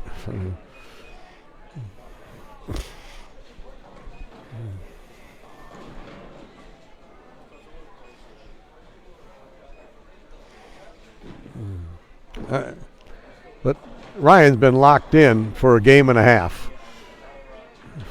except for that 10th frame in that game. So he's going to have 230 or 40. Oh shit, that was bad. Zim. Oh yeah. I actually swore. I shouldn't have said that on live TV. That was the worst shot he's thrown in the game and a half. That's actually for several games. That's the worst miss. So luckily he knocked out the 3 and the 9 first and then the 3. So he can only chop this instead of missing. I just talked about that with Brandon leaving at 4.7. You could chop it, whatever. So, correct, yeah. Okay, well, miss it bad enough where you don't chop it. There is something to be said about that, because if you miss it bad enough, you can pick it up. If you miss it by a little, you can chop. If I throw it like this and it's really good, I get it. If I throw it like this and it's really good, I get it. Yeah, but if I do it this way, I chop it. Yeah. Okay, well, you get through that, but he lost a pin or 2 in count. If I obviously struck, he wouldn't have lost anything there, but 8-pin lead. Only 4th frame, going into 5th frame. This is one I always think you want to have when you go to sit down. You want to strike in front of your opponent before you go sit down and watch him bowl. Oh. Ow. Okay, that one hooked a lot. And so the last one in the right lane, he threw bad. Yeah. Did he try to compensate and do something? I don't know. But sometimes once you miss, all of a sudden you overthink yourself, whatever, and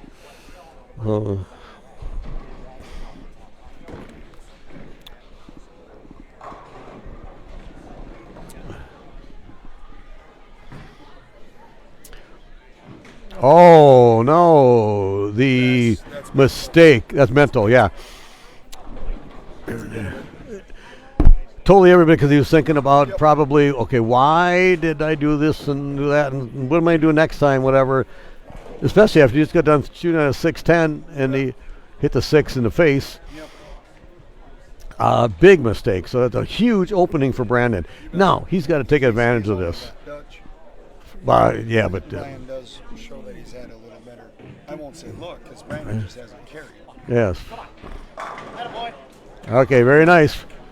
Okay, that's not his issue on that lane. Yeah, I was gonna say got his good lane. Re-rack the broken pin.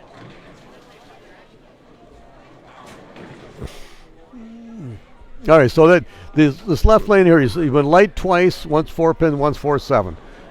Let's see what. And if he's light again, he could strike.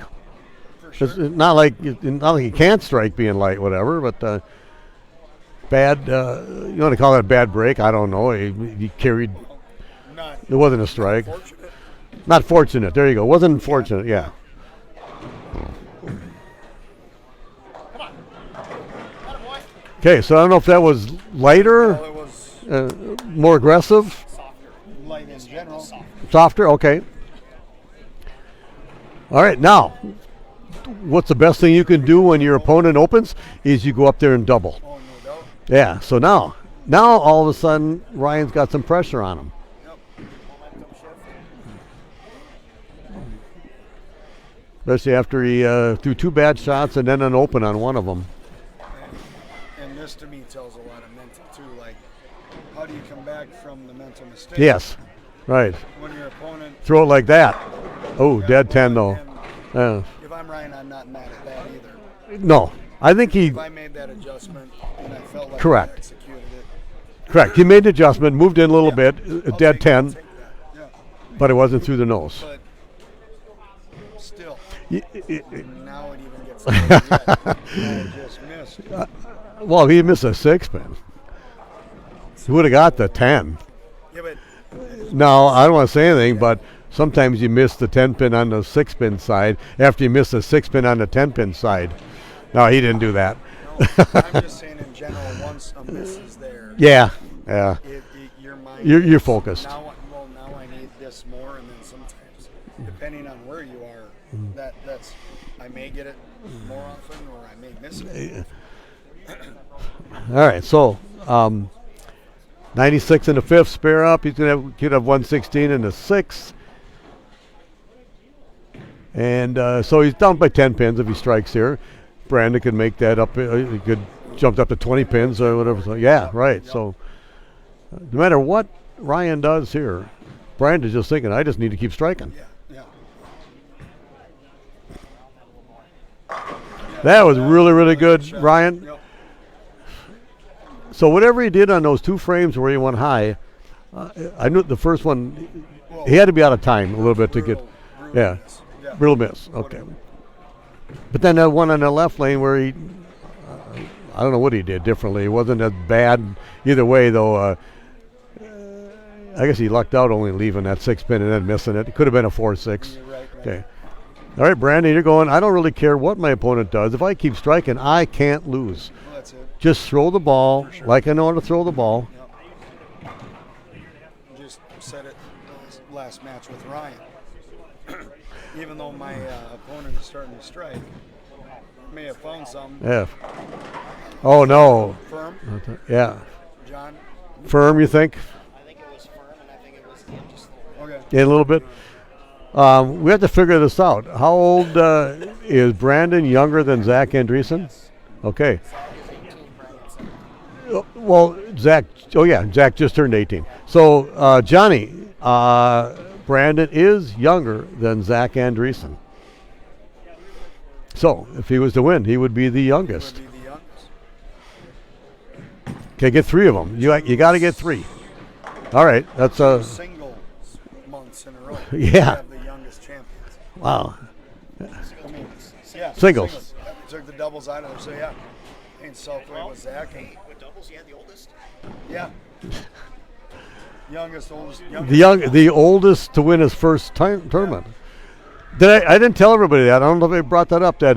So now there's 4 people I know on this thing.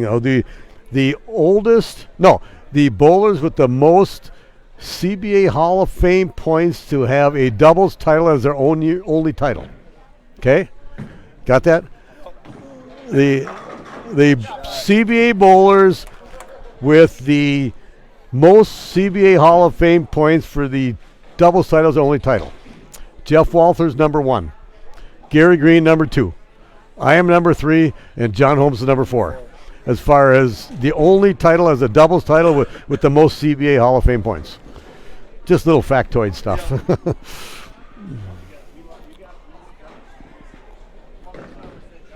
All right, so 2-pin lead for Ryan right here. Could make it 12 with a strike.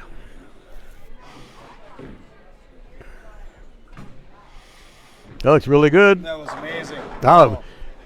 It labored down there, so what to see? That's But he was making moves off. that was 8, 6, 4. So Super bad shot. okay, so he threw the ball. He struck in the 2nd frame, if I remember right. It was pretty good. And anyway, really, really bad shot in the 4th frame. 6th frame with the 10th pin. This is the 10th pin. So did you adjust off the bad frame, the bad shot? Well, I think you did. maybe. They're dead tens. I'm thinking that he made an adjustment off a terrible shot in the 4th and left 2 dead tens. So it's easy, back here watching to say. Oh yeah, that's. That looked like it was not picking up the 10 pin. Both, absolutely. There's 2 of them. He knew that.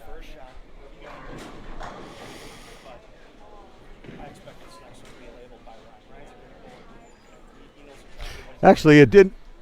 Oh, he already took care of it. Okay, so. Okay, here's the situation right now. Ryan Savoy needs a strike in the 10th frame, I think, to have any kind of chance. At least put some pressure back on Brandon. He's got a max of 204. Brandon's going at a 194 pace. If Ryan strikes right here and Brandon gets up and gets the next two, he's a winner. The 2 single pin misses by Ryan Savoy, I would have never thought that. He missed a 10 pin and a 6 pin, both on the right. Yeah. He missed them both on the right. So, Well, you and I have talked a lot. Regardless, I'm always a firm believer of somebody throwing a straighter ball in a consistent. I mean, you have a ball that reacts to a lane condition. yes, correct. Right? You can be as good as you can be, but if you have a ball that reacts to a lane condition while it's going down the lane, you can throw it really well. Yep. Gary Green and I have talked about spare ball stuff, whatever. You just throw the ball and it takes some energy away. You don't have to don't think as much. In a way, you shouldn't think as much because you throw the ball. It's going to go where you throw it. You don't have to worry about throwing a backup or straight or something. You just throw the ball as a regular release. Yeah, we're on the same page on that, whatever. Huge strike. A huge shot right here for Brandon. Yes. Very nice, very nice. I mean, for a kid that's in his first title match, he makes a veteran move and re-racks off of he just threw a terrible shot. Re-racked and he grabbed it. And then threw it absolutely awesome right there. So he can get up here in this right now and win the title with this strike right here. Make it all happen. Make it all happen right now.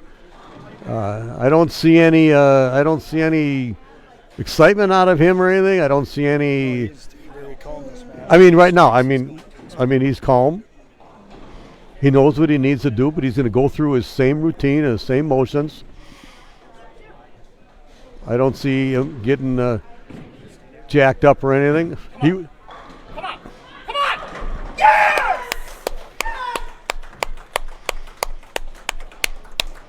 Brandon Kreyer winning his first CBA tournament and the first ever CBA tournament he ever bowled. Now he's got to at least keep it on the lane.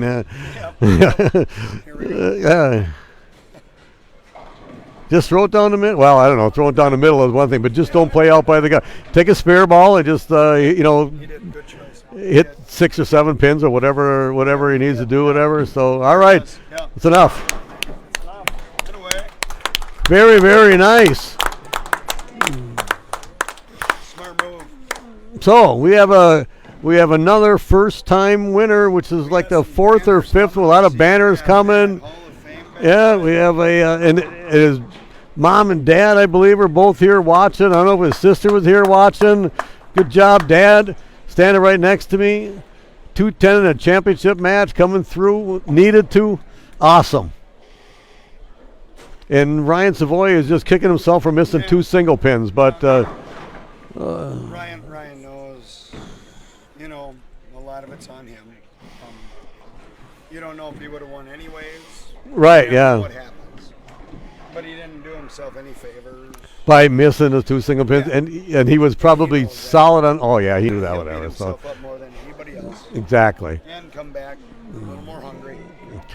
Yeah, I mean he's a force to be reckoned with. Every CBA tournament he bowls. Yeah, but to miss a 6 and a 10, both on the right, that means to tell me that he was worried that the ball was going to hook early and he had to get it going to the right or something like that. I don't know. Either way, it's We a said it earlier. good tournament, Ryan Savoy. Second place is nothing to be ashamed of. And we have a carryover in the Bet You Win pod for December 11th. That's correct. At Southway. I was thinking of Southway. We have a Southtown Bowl, which is the CBA Masters, and big carryover. CBA Master Tournament at Southtown Bowl. So once again, Brandon Kreyer winning his first CBA title and the first CBA title, the first CBA tournament he ever bowled, and he is now the youngest bowler to ever win a CBA tournament. He just beat Zach Andreessen, who was like 2 months younger or something like that, whatever. So both those guys won in their 17th year. Brandon will be 18 in here a little bit, and Zach just turned 18. Records, 2 months. 2 months record. Singles. Yeah, totally amazing. Yeah, yeah. And not only that, Well, actually, no, 3 months. 3 months in a row we've had record stuff going on because John Holmes just won. Youngest, oldest, youngest. Yeah. So what's going to happen next month, Jason? Oldest. Oh, I'm going to be there. All right. Well, Jason, you had a long weekend. Thanks for covering all that. Yeah, well, not a problem. I wish I could have helped you yesterday down in lacrosse. Couldn't do that, whatever. But another very good tournament. 64 bowlers again in the CBA tournament. We're getting like really good turnouts. No doubt. It's been fun, and we'll see you guys next month, December 11th, Southtown. See ya.